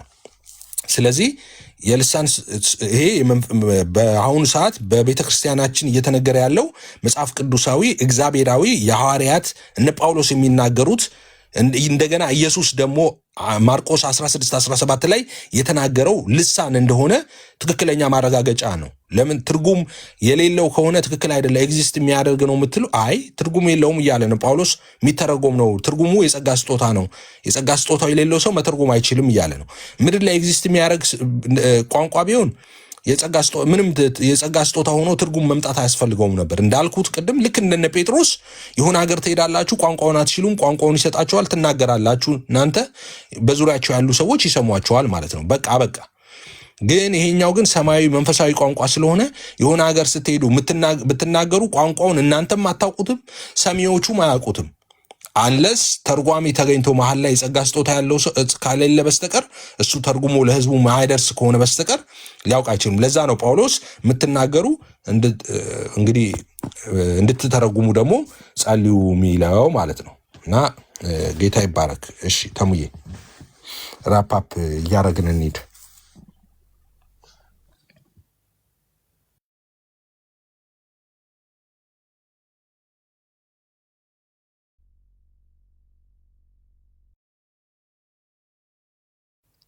ተሙዬ ሚዩት ነህ። አይገርምም? እያወራው ነበረ ጌታ። ጥያቄ መጠየቅ እችላለሁ ወይስ ጥያቄ ትጠይቀኛለህ? ጥያቄ መጠየቅ እችላለሁ ወይስ ትጠይቀኛለህ? እኔ ብጠይቅህማ ደስ ይለኛል። እንጠያየቅ፣ ጥያቄና መልስ እናድርገው። አዎ ጠይቀኝና ወይ ልጠይቅህ ወይም ልጠይቅህና ጠይቀኝ። ከሁለቱ አንተ የፈለግከው። እሺ ጀምር፣ ጠይቀኝና ከዛ ጠይቃለሁ። ኤፊ ቅድም ላይ ልሳን ተናጋሪ ነህ ብዬ ጠይቃለሁ። ልሳን ተናጋሪ ነህ? በጣም ከባድ ልሳን ተናጋሪ ነህ። በጣም ጥሩ። በጣም ከባድ ልሳን ተናጋሪ ነህ። ይብዛለህ። የምትናገረውን ልሳን ታውቀዋለህ? እኔ የምናገረውን ልሳን ልክ እንደ ጳውሎስ ነው። አላውቀውም። እኔ የምናገረውን ልሳን ጳውሎስ እንደማያውቀው እኔም አላውቀውም። ጳውሎስ የብዙ ቋንቋ ባለቤት ነበረ። ኦልሞስት ጳውሎስ አላውቅም ብለዋል። ጳውሎስ አላውቅም ብለዋል። በልሳን ስጸልይ አላውቅም ብለዋል ጳውሎስ። ምን ላይ ነው ያለው? ምን ላይ ነው ያለው? እዚሁ አንደኛ ቆሮንቶስ ምዕራፍ 14 ላይ 14 ስንት ላይ? 14 ይመስለኛል። ቆይ 14 ላይ በልሳን ብጸልይ መንፈሴ ይጸልያል፣ አእምሮዬ ግን ያለ ፍሬ ነው ያለው እንጂ በልሳን ብጸልይ ልሳን ቋንቋውን አላቅም አላለም ጳውሎስ። በልሳን ብጸልይ አእምሮ ያለ ፍሬ ነው ማለት ምን ማለት ነው? ኦልሞስት ለምሳሌ ያክል እዛ ጋር እሱ የሚያወራውን ቋንቋ ከእግዚአብሔር ጋር እያወራንበት ያለውን ቋንቋ ትርጉሙ ስለሚያውቀው ከእግዚአብሔር ጋር ሚስጥርን እያወራው ነው፣ እየጸለይኩበት ነው ያለው። መንፈሴ ከእግዚአብሔር ጋር ህብረት እያደረገ ነው። አሁን ከስጋ አይደለሁም፣ በቃ ከእግዚአብሔር ጋር ህብረት እያደረግኩ ነው እንጂ የምናገረውን ቋንቋ አውቃለሁ አላውቅም ማለት አእምሮ ያለ ፍሬ ነው ማለት ነው። አእምሮ ያለ ፍሬ ነው ማለት የስጋ ምኞትን እየፈጸምኩ አይደለም፣ በቃ ከእግዚአብሔር ጋር ህብረት እያደረግኩ ነው የሚለው ጳውሎስ። በልሳን ብጸልይ መንፈስ አእምሮ ግን ያለ ፍሬ ነው ማለት አእምሮ አያውቀውም ማለት ነው። አእምሮ የሚጸልየውን አላውቀው እንጂ በልሳን ብጸልይ መንፈሴ ይጸልያላል ማለትም መንፈሳዊ ኮኔክት ወይም ደግሞ በጸሎት ላይ ከእግዚአብሔር ጋር ህብረት እያደረግኩኝ ነው። ስለ ምድራዊ ነገር እያሰብኩኝ አይደለም። የሚያስፈልገኝን ሀሳብ እየጸለይኩኝ ነው እንጂ የምናገረውን ቋንቋ አላቅም እያለ አይደለም ጳውሎስ። አላውቅም እያለ አላለም። እንደዛ ብሎ አላስቀምጥም። አእምሮ ያለ ፍሬ ነው ማለት አእምሮ አያውቅም ማለት ነው። እኔ ለምሳሌ ያክል ከእግዚአብሔር ጋር ህብረት እያደረግ መንፈሳዊ የሆነ ጸሎትን በንስሐ እየተመላለስክ እግዚአብሔርን እየፈራ እየጸለይክ እያለ ስለ ሽሮ ስለ በርበሬ አትጨነቅ። ስለ ስጋዊ ነገር እየተጨነቁኝ አይደለም ነው እያለ ያለ። እንደሱ አእምሮ ያለ ፍሬ አይባልም። መጽሐፍ ቅዱስ ብቻ አማኝ ነህ አይደል? እንደሱ ብቻ እኮ አይደለም። እሱ ብቻ አይደለም አላለም። እንደዛ ያላቅም ይሄው እዚህ ጋር እሱ ብቻ አይደለም። ከ13 እኮ ነው የሚጀምረው። 13 እና 14 ብቻ አይደለም።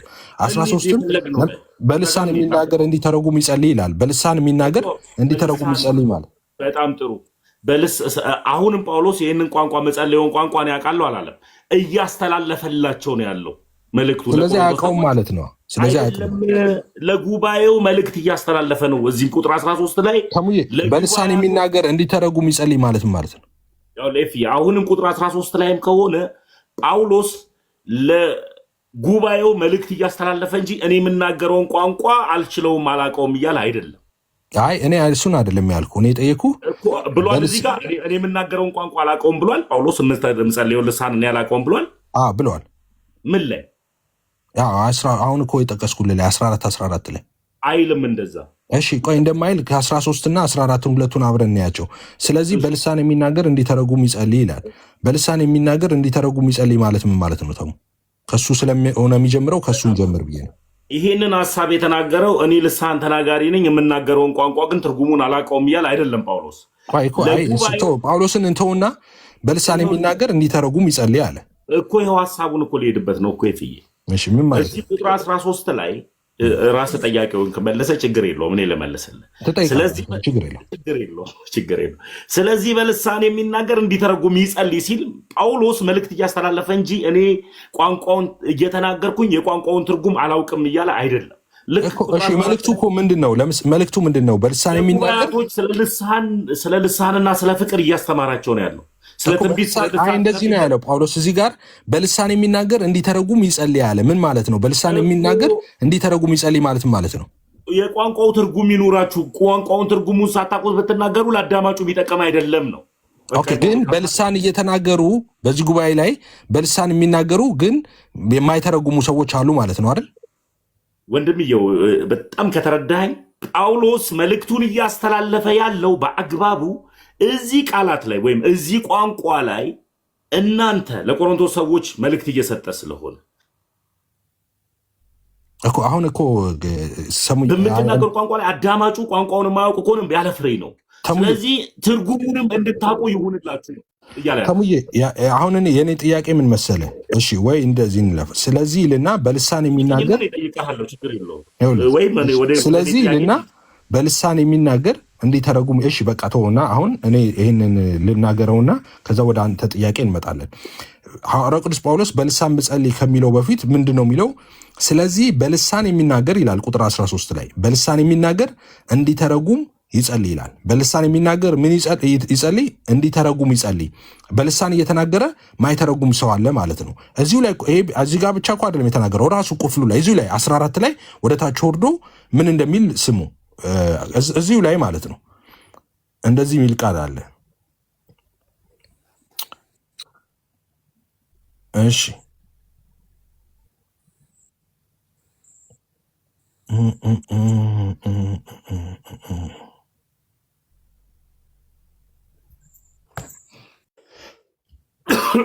እሺ ፈልገው ጥቅሱ። እሺ አይ ስታክ አድርጋብኝ ነው አይፓዴ። አንድ ደቂቃ። እሺ አይ መጥቷል። ምናልባት እቺ ክፍል ግን እንዲህ ይላል። አንዴ ቆይ አንዴ አገኘው። ቆይ አንድ ጊዜ ፈልገው መሪጌታ ከሱ ጋር ልጨርስ። ከእርሶ ጋር በሚገባውት ቋንቋ አወራውታለሁ ኤፍሬም ከፈቀደ። ቆይ አንድ ጊዜ በሚገባውት ቋንቋ እስኪገባውት ድረስ አስረዳውታለሁ፣ ያስረዱኛል። የተጣለ መጽሐፍ ቤተክርስቲያን የማታውቀውን መጽሐፍ ይዞ እየመጡ በሮጥ አይደለም። ተሙዬ እንደዛ አይደለማ። አይ ተሙዬ እንደዛ አይደለም። ጣልቃ ገቡ። ከአንተ ጋር እያወራሁ በተረጋጋ መልኩ እያወራሁ ነው ያለሁት። ከአንተ ጋር ስጨርስ ከአንተ ጋር ማውራት እፈልጋለሁ የሚል ሰውን ሁሉ አስተናግዳለሁ። ሪስፔክት ይሁን። አንዴ ላንብበው ነው። እሺ ላንብበው፣ ወደ ጉዳያችን እንግባ። 26 ላይ እዚሁ ጋር ወረድ ብለን እዚሁ ቁጥር ላይ ወረድ እንበልና አንድ ጊዜ 26 ላይ ምን ይላል? እንግዲህ ወንድሞች ምንድን ነው በምትሰባሰቡበት ጊዜ ይልና ለአንዱ መዝሙር አለው፣ ለአንዱ ትምህርት አለው፣ መግለጥ አለው፣ በልሳን መናገር አለው፣ መተርጎም አለው፣ ሁሉ ለማነጽ ይሆናል። አየህ፣ በልሳን መናገር ያለው አለ፣ በልሳን ደግሞ መተርጎም ያለው አለ ይላል 26 ቁጥር 26 ላይ ማለት ነው። ስለዚህ እዛው 13 ላይ ከፍ ብለን ስናይ ስለዚህ በልሳን የሚናገር እንዲተረጉም ይጸልይ ያለው፣ በልሳን የሚናገር ግን ትርጉም ስጦታ የሌለው አለ ማለት ነው። ቅድምም አሳይተናል። አንደኛ ቆሮንቶስ ምዕራፍ 12 ላይ አንዳንዱ ይተረጉማል፣ አንዳንዱ ይናገራል ይላል። ሁሉ አይተረጉምም፣ ሁሉ ደግሞ አይናገርም ብሎ እዛ ጋርም ተናግሯል። ስለዚህ በልሳን እየተናገረ ማይተረጉም ሰው አለ ማለት ነው። ግን በልሳን እየተናገረ ማይተረጉም ስጦታው እንዲሰጠው ይጸልይ ያለ ነው ጳውሎስ። አንደኛ። ሁለተኛ በልሳን ብጸልይ መንፈሴ ይጸልያል፣ አይምሮዬ ግን ያለ ፍሬ ነው አለ ጳውሎስ። ያ ማለት ነው በልሳን ስጸልይ መንፈሱ ነው የሚጸልየው፣ አይምሮ ግን ያለ ፍሬ ነው ማለት አያስተውለውም አይምሮ ማለት ነው፣ ሌላ አይደለም። ከዛስ እንግዲህ ምንድን ነው አለና በመንፈስም እጸልያለሁ አለ፣ ሳላስተውለው በአይምሮዬ ማለት ነው። ከዛስ በአይምሮም ደግሞ እጸልያለሁ አለ። ግልጽ እኮ ነው። በመንፈስና በአይምሮ እያለ እየከፋፈለ ነው የሚያስቀምጠው። እንደገና በመንፈስ እዘምራለሁ አለ፣ በአይምሮም ደግሞ እዘምራለሁ እያለ በልሳን የሚጸልይ ሰው ኦኬ፣ አንደኛ ልሳን የሚናገር ሰው ትርጉሙን ያውቀዋል ሁሉ የሚባለው ትክክል አይደለም። ወደ አንተ የጠየኩት ጥያቄ ምን ነበር? ወደ አንተ ጥያቄ ልጣ። የጠየኩት ጥያቄ ምን ነበረ? አንተ የምትናገረውን ቋንቋ ትናገረዋል ልብና አድርጌ እንዲሁም ደስ ዳጎስ የሚል ልሳን ነው የምናገረው ስትል የምትናገረውን ቋንቋ ትርጉሙ ታውቀዋለህ? አላውቀውም። መልካም፣ እንዴት አታውቀውም ስለ ጳውሎስ ራሱ የሚናገረውን ቋንቋ አያውቅም አልከኝ። ጳውሎስ አይናገርም፣ የሚናገረውን ቋንቋ ትርጉሙን አያውቅም የሚል ጥቅስ ስጠኝ። የለም የለም። እስኪ ያሳየኝ። መጽሐፍ ቅዱስ ብቻ ብለህ የምታምን አይደል? አንደኛ ቆሮንቶስ ምዕራፍ 14 እኮ ቆይ መጽሐፍ ቅዱስ ብቻ ብለህ የምታምን አይደል? አዎ፣ በጣም ጥሩ። መጽሐፍ ቅዱስ ብቻ ብሎ የሚያምን ሰው ከመጽሐፍ ቅዱስ 4 ነጥብ እርግጥ የሚያደርግ መልስ ነው ማምጣት ያለበት። እርግጥ የሚያደርግ መልስ እርግጥ የሚያደርግ መልስ ኤፍዬ ጳውሎስ እኔ የምናገረውን ቋንቋ ትርጉሙን አላውቀውም የሚል ጥቅስ ስጠኝ። በልሳን ብጸልይ መንፈሴ ይጸልያል፣ አይምሮ ግን ያለ ፍሬ ነው። በልሳን ስጸልይ አይምሮ አያውቀውም ማለት ጳውሎስ። ይህ ማለት በልሳን ስጸልይ በመንፈሴ ጸልያለሁ እያለ ያለው ቁጥር 14 ላይ አይምሮ ያለ ፍሬ ነው ያለ እኮ። ይኸውልህ በልሳን ብጸልይ መንፈሴ ይጸልያል ማለትም ከእግዚአብሔር ጋር ህብረት እያደረግኩኝ ትክክለኛ የሆነ ጸሎትን ስጸልይ ስለ ሽሮና ስለ በርበሬ አእምሮ ስለሚፈጥረው ስጋ ስለሚፈጥረው ነገር እየጸለይኩኝ አልጨናነቅም። ስለ ምድራዊ ነገር ከየት አመጣው? ሽሮና በርበሬውን እንዲገባ ነው፣ በሚገባ ምድራዊ የሆነ ሀሳብ እንድትረዳ። አይምሮ ያለ ፍሬ ነው ማለት በቃ አይምሮ ያለ ፍሬ ነው ማለት አይምሮ አያስተውልም ማለት ነው። ምድራዊ የሆነ ሀሳብ እኮ እንዲገባል። ስለዚህ አሁን እየጸለይኩኝ ያለሁት ከአባቴ ጋር ህብረት እያደረግኩኝ ስለሆነ መንፈሳዊ ጉዳይ ላይ ስለሆንኩኝ እኔ የምናገረውን ቋንቋ አላውቀውም አላልኩም ለሚባል ቁጥር 2 ላይ የሚናገረውን ቋንቋ ማን ያውቃል? ጳውሎስ ያውቃል። ከእግዚአብሔር ጋር እየተነጋገረበትን ያለው ቁጥር 2 ላይ አላውቅም አላለም። አይ 2 ላይም አይደለም፣ 2 ላይም አያውቀውም። 2 ላይም እንደዚህ ነው፣ ለእግዚአብሔር እንጂ ለሰው አይናገርም የሚያስተውለው የለምና ነው ያለው። ቁጥር 2 ላይ በልሳን የሚናገር ስለ እግዚአብሔር እንጂ ለሰው አይናገርም ሲል በልሳን የሚናገርስ ነው አለ የሚለው። እንዲሁም አለችበት በልሳን የሚናገርስ ለእግዚአብሔር እንጂ ለሰው አይናገርም። እዚህ ጋር ተናጋሪው አያውቅም ይላል ሐሳቡ።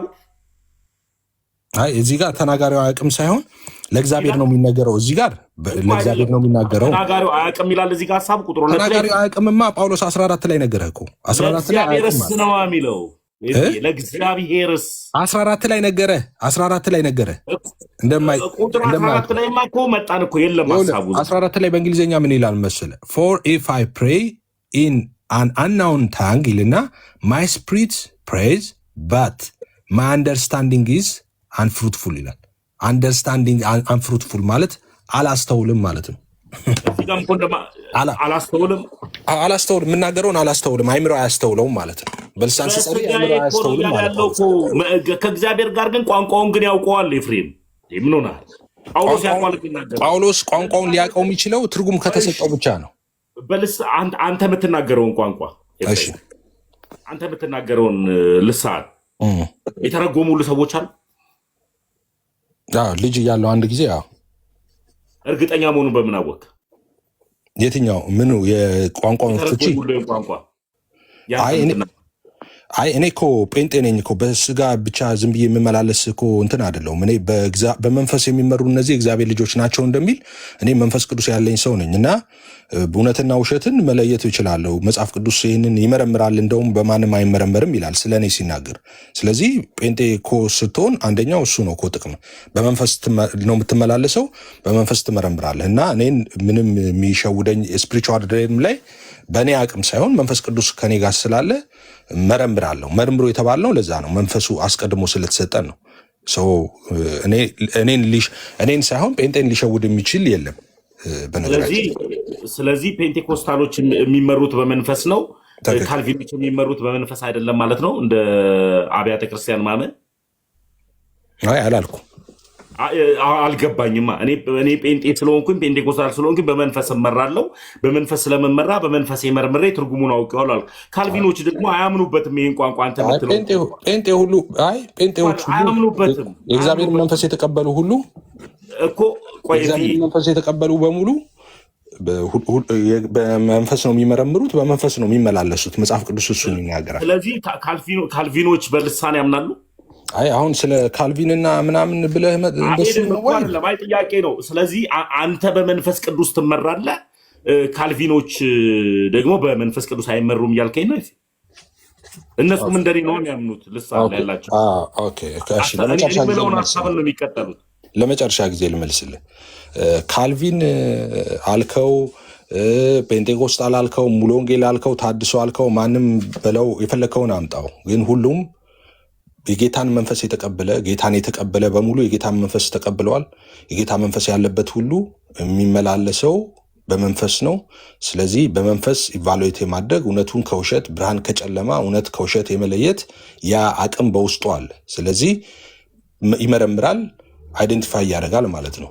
አጋንንት ሊያታልለው አይችልም። አጋንንት ሊያታልለው ዲሲቭ ሊያደርግ የሚችለው የእግዚአብሔር መንፈስ የሌለበትን ሰው ነው። ስለዚህ የጌታ መንፈስ እንዲኖርብህ ደግሞ ጌታን መቀበልና መንፈስ ቅዱስን መቀበል ነው ያለብህ። እሱ ነው እንጂ ካልቪን እንትነህ ምናምን የሚባል ነገር የለም። የጌታ መጽሐፍ ቅዱስ የሚናገረው የእግዚአብሔር ልጆች ነው የሚለው። የእግዚአብሔር ልጆች በመንፈስ የሚመሩ እነዚህ የእግዚአብሔር ልጆች ናቸው ይላል። በመንፈስ የሚመሩ ሰው የእግዚአብሔር ልጆች መገለጫ ነው እንጂ የካልቪንና የአርመን ምናምን መገለጫ አይደለም። እንደዛ አይልም መጽሐፍ። እንትኖችም እኮ አያምኑም እኮ ሜኖናይቶችም አያምኑም። ልሳን የሚለውን ሀሳብን ሜኖናይትም አያምንም። እኔ ልሳን የሚለውን እነሱ በመንፈስ ቅዱስ አይመሩም ሜኖናይቶችም። እኔ ልሳን የሚለውን ዓለም ላይ ሁሉም ሳያምንበት ቢቀር እኔና ጳውሎስ ብቻ ብንቀር ደስ ይለኛል። እንደውም ሁሉም ባይናገሩብኝ ሁሉ ደስ ይለኛል። በቃ የጳውሎስ አንተ በመንፈስ ትማራለህ። አንተ በመንፈስ ሃይማኖት ስለሆነ እኔና ጳውሎስ ብቻ በቂ ነን። እሱም ይናገራል፣ እኔም እናገራለሁ። ኤፊኮ እኮ በተመቸኝ እኮ እዚህ ጋር ነው። አንዳንዴ ከአንተ ጋር ሳወራ እያፈልኝ ነው። እሺ አይ አይደለም። እስቲ ጴንጤዎች አንድ ጊዜ እስቲ ተሙን እስቲ ለተሙ ፍቅር አሳዩት። እስቲ እንወዳሃለን በሉት። ከተደቡኝ በቂ ነው። ኮመንት ላይ ተዋቸው። ከአንተ ጋር እንወዳሃለን በሉት። ተሙን ማን ይሰድባል? እንዳለ ኮመንቱ እንዳለ ብታየው ሪከርድ አድርጌዋለሁ። በኋላ አሳያ ልክልሃለሁ እንዳለ ሀሳቡ የተሳደቡትን ሁሉ ከአንተ ጋር አይ ልቀጥል። ጴንጤ አይሳደብም፣ እዚህ ያለ ጴንጤ አይሳደብም። ችግር የለውም። ጌታን ማያውቁ ናቸው። መጨረሻ ላይ ያው እንጸልይላቸውና ጌታን ይቀበላሉ። ሰው አባቱን ይመስላል። ቶ እኔ አሁን ልቀጥል ከአንተ ጋር ኤፍዬ። ስለዚህ አንተ ፔንቴኮስታል የምትናገረውን ቋንቋ አታውቅም። ጳውሎስ ግን የሚናገረውን ቋንቋ ያውቃል። አንደኛ ቆሮንቶስ ምዕራፍ 14 ቁጥር 2 ላይ ተናጋሪው ለእግዚአብሔርና እኔ አሁን እየጸለይኩ ነው። ልክ ሐዋርያው ቅዱስ ጳውሎስ እንዳለው ሐዋርያው ቅዱስ ጳውሎስ ልሳን የምትናገሩ እንድተረጉሙ ትርጉም እንዲሰጣችሁ ጸልዩ አላለም? አሁን እኔ እየጸለይኩ ነው እና ትርጉም ይሰጠኛል እንትን እንዳትል እንዳያሳስብ። ሁሉ ግን አሁን አንተ የምታምንበትን ሀሳብ ሜኖናይትም፣ ሉተራውያንም፣ ካልቪንም፣ ፔንቴኮስታልም፣ አርሜኒም ሁሉም ይቀበለዋል ብለህ ታምናለህ? ይሄ አሁን አንተ የምትለውን ሀሳብ እኔ ምን አገባኝ? እኔ በድርጅት እኮ አይደለም የተሰጠኝ። እኔ መንፈስ ድርጅት አለም ያልኩህ ትምህርቱ ያላቸው ሁሉ ልሳን የሚለውን ሀሳብ አሁን አንተ እንደምትለው ይከተሉታል፣ ይቀበሉታል። እኔ አላውቅም። እኔ ተቀበሉት አልተቀበሉ እኔ ተሙዬ እኮ ነገርኩህ እኮ እኔ ብቻዬን ልንብቀር ምድር ላይ ምንም ችግር የለብኝም። እኔ ብቻዬን በቃ የጳውሎስ ሃይማኖት ስለሆነ እኔ ከጳውሎስ ጋር እቀራለሁ ብቻዬን ማለት ነው። ወደሱ ወዳለበት እስከሄድ ድረስ ምን ቸገረኝ? እኔ መጽሐፍ ቅዱስ አለ ካለ ሐዋርያቶች ከተናገሩት ኢየሱስ ይናገራሉ፣ ያመኑትን እነዚህ ምልክቶች ይከተሏቸዋል፣ አዲስ ልሳን ይናገራሉ ካለኝ እንዴ ኢየሱስ የመሰረታት ሃይማኖት ውስጥ ቁጭ ብዬ የኢየሱስን ትምህርት ይዤ የሐዋርያትን የተቀበሉትን ጸጋ ተቀብዬ ኖሬ እኔ ምን አገባኝ? እኔ ማን ተቀበለ ተከተለኝ? እኔ ምን አገባኝ ተሙዬ? ስለዚህ ግን እኔና ጳውሎስ ከተከተለ ስትል መጽሐፍ ቅዱስ ብቻ ማኝ ከሆንክ ጳውሎስ 4 ነጥብ እርግጥ አድርጎ ውስጣችን እርክት ብሎ ልንቀበለው የምንችለው ጥቅስ ለምሳሌ ያክል ኢየሱስ ክርስቶስ እኔ መንገድ ሕይወት ነኝ ብሏል። ወደ አብ መድረሻ ሌላ ማንም የለም ከክርስቶስ ኢየሱስ ውጭ። ወደ አብ መግቢያ ማንም የለም ከክርስቶስ ኢየሱስ ደም ውጭ። ይህን መጽሐፍ ቅዱስ ባለሙሉ ስልጣን ስለሆነ መጽሐፍ ቅዱስ ላይ ተቀምጦልናል። ወደ አብ መግቢያው ማን ነው? ክርስቶስ ኢየሱስ ነው። ደሙ ነው መግቢያው። ሌላ የሚታረድልን በግ የለም። ሌላ የሚታረድልን ደም የለም። ደሙ ዛሬም እስከ ለዘለዓለም ትኩስ ነው ብለን እናምናለሁ። በቃ ይህን ስበከን እስኪ 1-5 ደቂቃ ተሙዬ ይህን በለው። በቃ ደስ ብሎኛል። እና ይህ የክርስቶስ ኢየሱስ ደም ዘላለማዊ መሆኑን መጽሐፍ ቅዱስ ባለሙሉ ስልጣን ስለሆነ አስቀምጦታል። ይህን ልክ ጳውሎስ በሙሉ ባለስልጣን ያስቀመጠበትን ልሳን እኔ የምናገረው ቋንቋ ትርጉም አልባ ነው ብሎ ያስቀመጠ ወይም ደግሞ እኔ የምናገረው ቋንቋን እኔና እግዚአብሔር አናቀውም ብሎ ያስቀመጠበትን ባቅ ትርጉሙን አላቀውም ብሎ ያስቀመጠበትን ባቅ እንደዚህ ጥቅስ ከሌለ ግን ኢየሱስ ላይ ብናወራ ደስ ይለኛል። ኢየሱስ መንገድ ነው፣ ሕይወት ነው፣ ደሙ ዘላለማዊ ነው። እግዚአብሔር አላውቀውም ያለበትን አልክ ደግሞ እንዴት ተሙ እግዚአብሔር የሰጠኝን ቋንቋ አላቀውም ያለበትን ጳውሎስ ያለበትን ነው ወይስ እግዚአብሔር አላውቀውም ያለበትን ያልክ መስሎኝ እኮ አስደነገጠኝ። ጳውሎስማ የእግዚአብሔር እኮ ሰባኪ ነው። ጳውሎስማ ተናገረ። ጳውሎስ ተናገረ። ምን አለን ጳውሎስ መሰለህ? ክርስቶስ ኢየሱስን ሲገፋውም ሲያሳድደውም የነበረው ለእግዚአብሔር ቀንቶለት ነው ጳውሎስ። ትክክል፣ እውነት ነው። ስለዚህ ጳውሎስ ከድሮም ጀምሮ ፈራ እግዚአብሔር ያለ የእግዚአብሔር አገልጋይ እኔ የተናገርኩ ከእግዚአብሔር ተቀበልኩት። ድሮ አልነበረም። አንተ አሁን ድሮ እንደነበርከው ክርስቲያን ሆነ አሁን ደግሞ ጌታን እያሳደድከው እንዳለ አሁን ለጌታ የቀና መስሎ ልክ እንደዛ ነው። ድሮ የጌታ አገልጋይ አለ። እኔ ጌታን ገብቶኝ ነው። ጌታ ምስክሬ። ስፔሻሊ አሁን ጌታ እንዴት እንደገባኝ እንዴት ላስረዳ? ኢየሱስ እንዴት እንደገባኝ ሰው ኢየሱስ ከገባው በቃ እኔን ነው የሚሆነው። ኢየሱስ ከገባው እኔን ነው የሚሆነው። አዎ በቃ እኔ ያዝኩትን ህይወትን ነው የሚይዘው። አንተማ የዳንክበትን እውነት እኮ የጸጋውን መንፈስ እኮ ረግጠህ እኮ አከፋፍተህ ሄድክ እኮ። እውነት ነው የምነግርህ። ለምን መሰለ 85,000 አይነት አስተምህሮ ብትንትን አድርጌ ወደ አንድ ትምህርት መምጣት ራሱ የሚገርም ነው። 85,000 አይነት አስተምህሮ ትቼ ወደ አንድ ትምህርት መምጣት፣ አንዱም ትምህርት ደግሞ እውነት መንገድ ህይወት ያለበት አንዲት ሃይማኖት ላይ መሆኗን አውቄ መምጣቴ ራሱ በጣም የሚገርም ነው። ሰውማ ከገባውማ እኔ የተከተልኩትን መንገድ ነው የሚከተለው። ኦኬ አይደለም። አሁን እኮ እኔ ስለ ተቋም አይደለም ያወራሁት። እኔ አሁን ተቋም ሳይሆን ስለ እውነት አንተ ኢየሱስ አላዳነኝም ብለህ ሄድክ እኮ። ኢየሱስ አያድንም፣ ጸጋው አያድንም ብለህ ሄድክ አይደለ? ሲጀምር ያለ ክርስቶስ ኢየሱስ መዳን የለም። አይ ኢየሱስ የዳንክበትን እውነት ረግጠህ አልዳንኩም ነበር ብለህ አይደል መንፈስ ቅዱስን ሰድበህ የወጣኸው ተሙዬ? እኔ መንፈስ ቅዱስን አልሰደብኩም። መንፈስ ቅዱስን ሞር ተከተልኩት እንጂ መንፈስ ቅዱስን ፕሮቴስታንቶች በቃላት ይገድቡት ነበር ልሳን ብለው። እኔ ከቋንቋ በላይ ነው መንፈስ ቅዱስ አምላክ ነው ብዬ እኮ ነው የተከተልኩት እኮ። አሁን እኮ ለቤዛ ቀን የታተምክበትን ቅዱሱን መንፈስማ እኔ እኮ ስትናገር ብዙ ጊዜ ሰምቻለሁ። እኔ ጸልዬልሃለሁ ሁሉ አውቃለሁ። ግን ኤፍዬ ይኸውልህ ልንገርህ፣ ድሮ የነበርኩበት ቦታ ላይ መንፈስ ቅዱስ በቋንቋና በቃላት ይገደብ ነበረ። አሁን ልሳን ተብሎ ቅድም እንደተከራከርክበት እኔ አሁን መንፈስ ቅዱስ ከቃላትም ከቋንቋ በላይ ነው፣ የሚገርም ድንቅ አምላክ ነው ብዬ ነው አሁን የተከተልኩት እኮ። መጽሐፉ እንደሚለው ማለት ነው ኤፌሶን ላይ እንደሚለው አንዲት ጥምቀት፣ አንድ ጌታ፣ አንድ ሃይማኖት እንዳለው ወደ አንዲቷ ጥምቀት፣ ወደ አንዲቱ ሃይማኖት፣ ወደ አንድ ጌታ ነው የመጣሁት እኔ አሁን የሄድክበት እኔ እውነቱን ነው የምነግርህ ተሙዬ፣ እኔ ስለምወድህ ማለት ነው። እኔ የሄድክበት መንገድ አሁን ድሮ እግዚአብሔርን ታመልክ ነበረ፣ አንዱን አብ ወልድ መንፈስ ቅዱስ አንድ አምላክን ታመልክ ነበረ፣ ለሱ ትሰዋ ነበር፣ ለሱ ታጥን ነበር፣ ለሱ ትሰግድ ነበር፣ ለሱ ትገዛ ነበረ። አሁን ግን የሄድክበት ግን ያንን ትተህ አይ እሱ በቂ አይደለም ብለህ የሄድከው ልክ ከሱ እኩል ደግሞ ሌላ አምልኮ፣ ስግደት፣ ምስጋና፣ ውዳሴ የሚቀበሉትን አብረህ ለማክበር ነው የሄድከው እንጂ እኔ እዛ አብ ወልድ መንፈስ ቅዱስ የሉም ብዬ አልልም። አብ ወልድ መንፈስ ቅዱስ እዛ አሉ፣ ግን የሉም አልልም እዛ። እኔ አሁን ኦርቶዶክስ ቤተክርስቲያን ላይ ሁልጊዜ እንደምናገረው ማለት ነው ኦርቶዶክስ ጋር አብ የለም ወልድ የለም መንፈስ ቅዱስ የለም ብዬ አልልም። እንደዛ ብዬ አልናገርም፣ ተናግሬም አላውቅም ማለት ነው። ኢየሱስን አታመልክም ወይ ተሙ? አሁን እዛ ኢየሱስ አይመለክም ወይ? አዎ ኢየሱስ ይመለካል። ኦርቶዶክስ ቤት ይመለካል ኢየሱስ፣ ምንም ጥያቄ የለውም። ፕሮቴስታንት ቤት ይመለካል ኢየሱስ፣ ደግሞ ኦርቶዶክስ ቤት ይመለካል።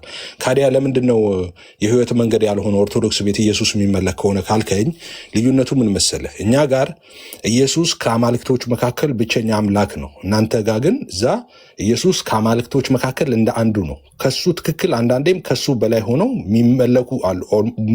አናመልክም ትለኛለህ አሁን ብልጠይቅ እርግጠኛ ለሱ የሚቀርብ ስግደት፣ ለሱ የሚቀርብ ውዳሴ፣ ለሱ የሚቀርብ መስዋዕት እየቀረበላቸው ከሱ እኩል ዙፋን ተዘርግቶላቸው ያሉ ብዙ አማልክታት አሉ። ሰው ወደዛ ነው የሄድከው ኢየሱስ እንትን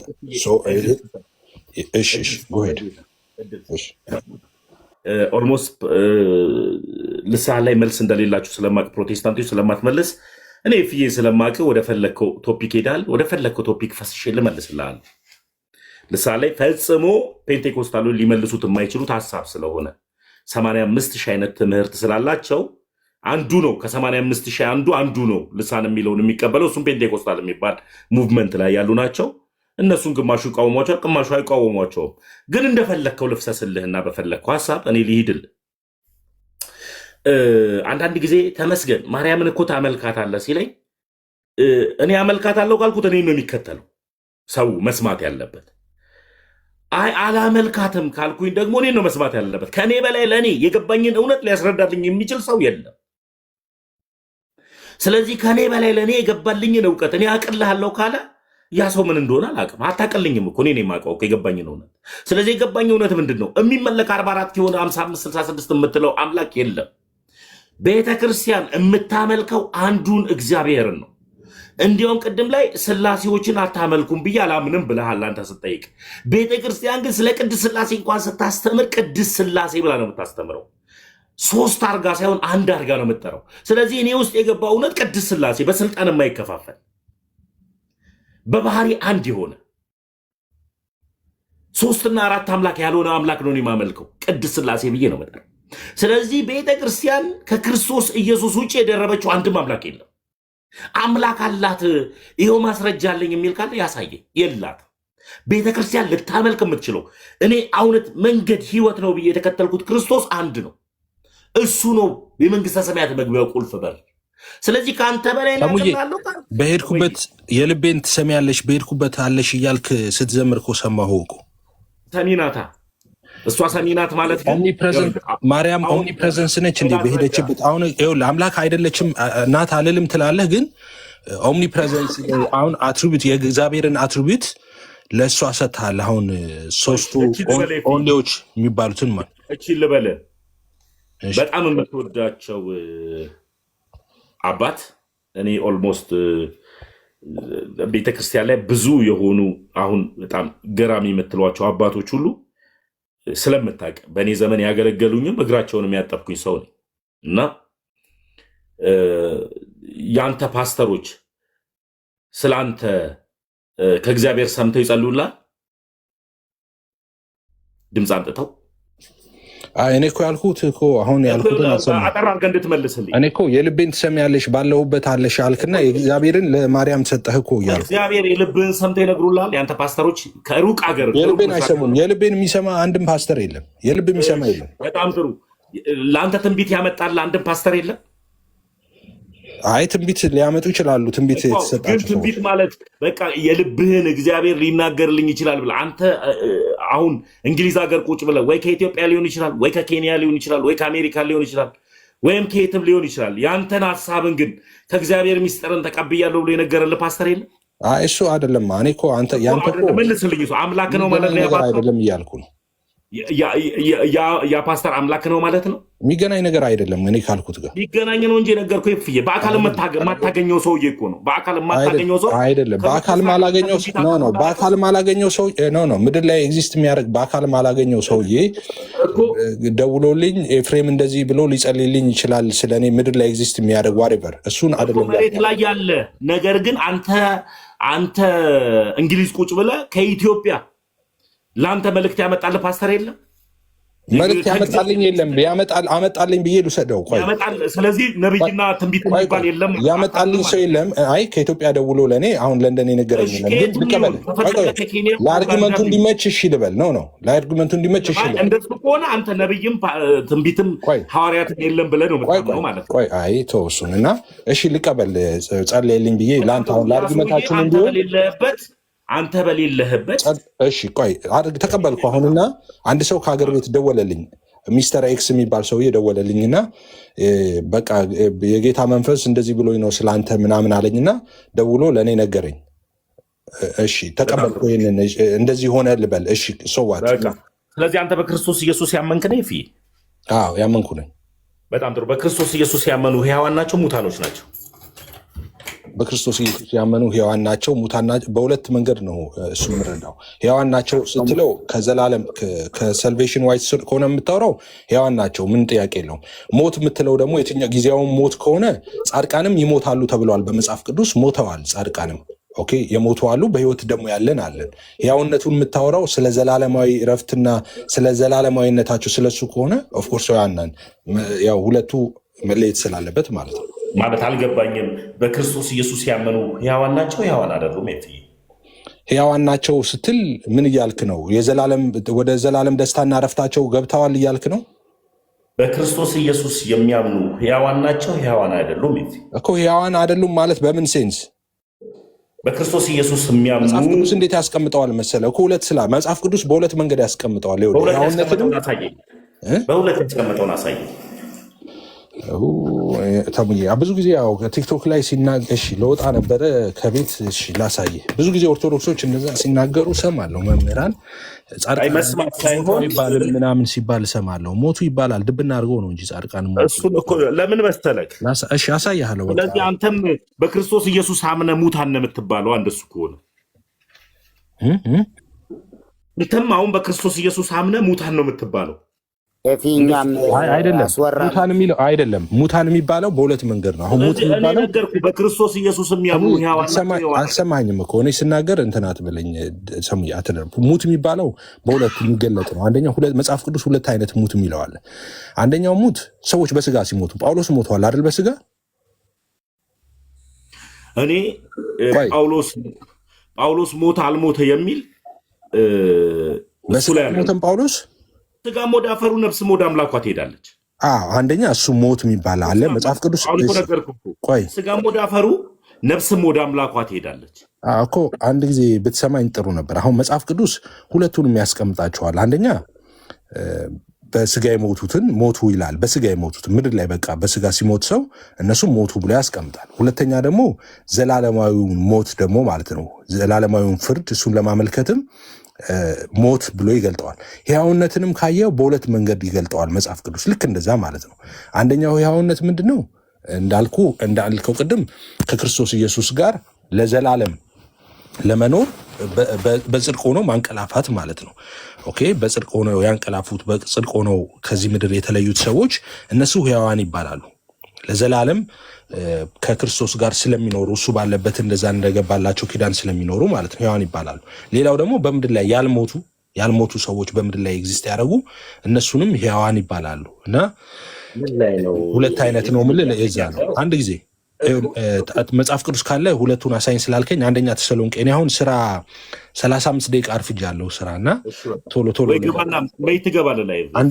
አንደኛ ተሰሎንቄ አይ ላይቭን አላጠፋውም ችግር የለውም ስራ ቦታ ይሩቅ አይደለም እዛም ቢሮም ቁጭ ብለህ ማውራት ካለብን እናወራለን እዚሁ ሀሳብ ላይ የፈለክበት እሺ አንተን በለኝ ስላልከኝ አሳየኝ ስላልከኝ ከመጽሐፍ ቅዱስ ለምሳሌ የሞተ ሰው አንደኛ ተሰሎንቄ 4:16 ላይ ማየት ትችላለህ።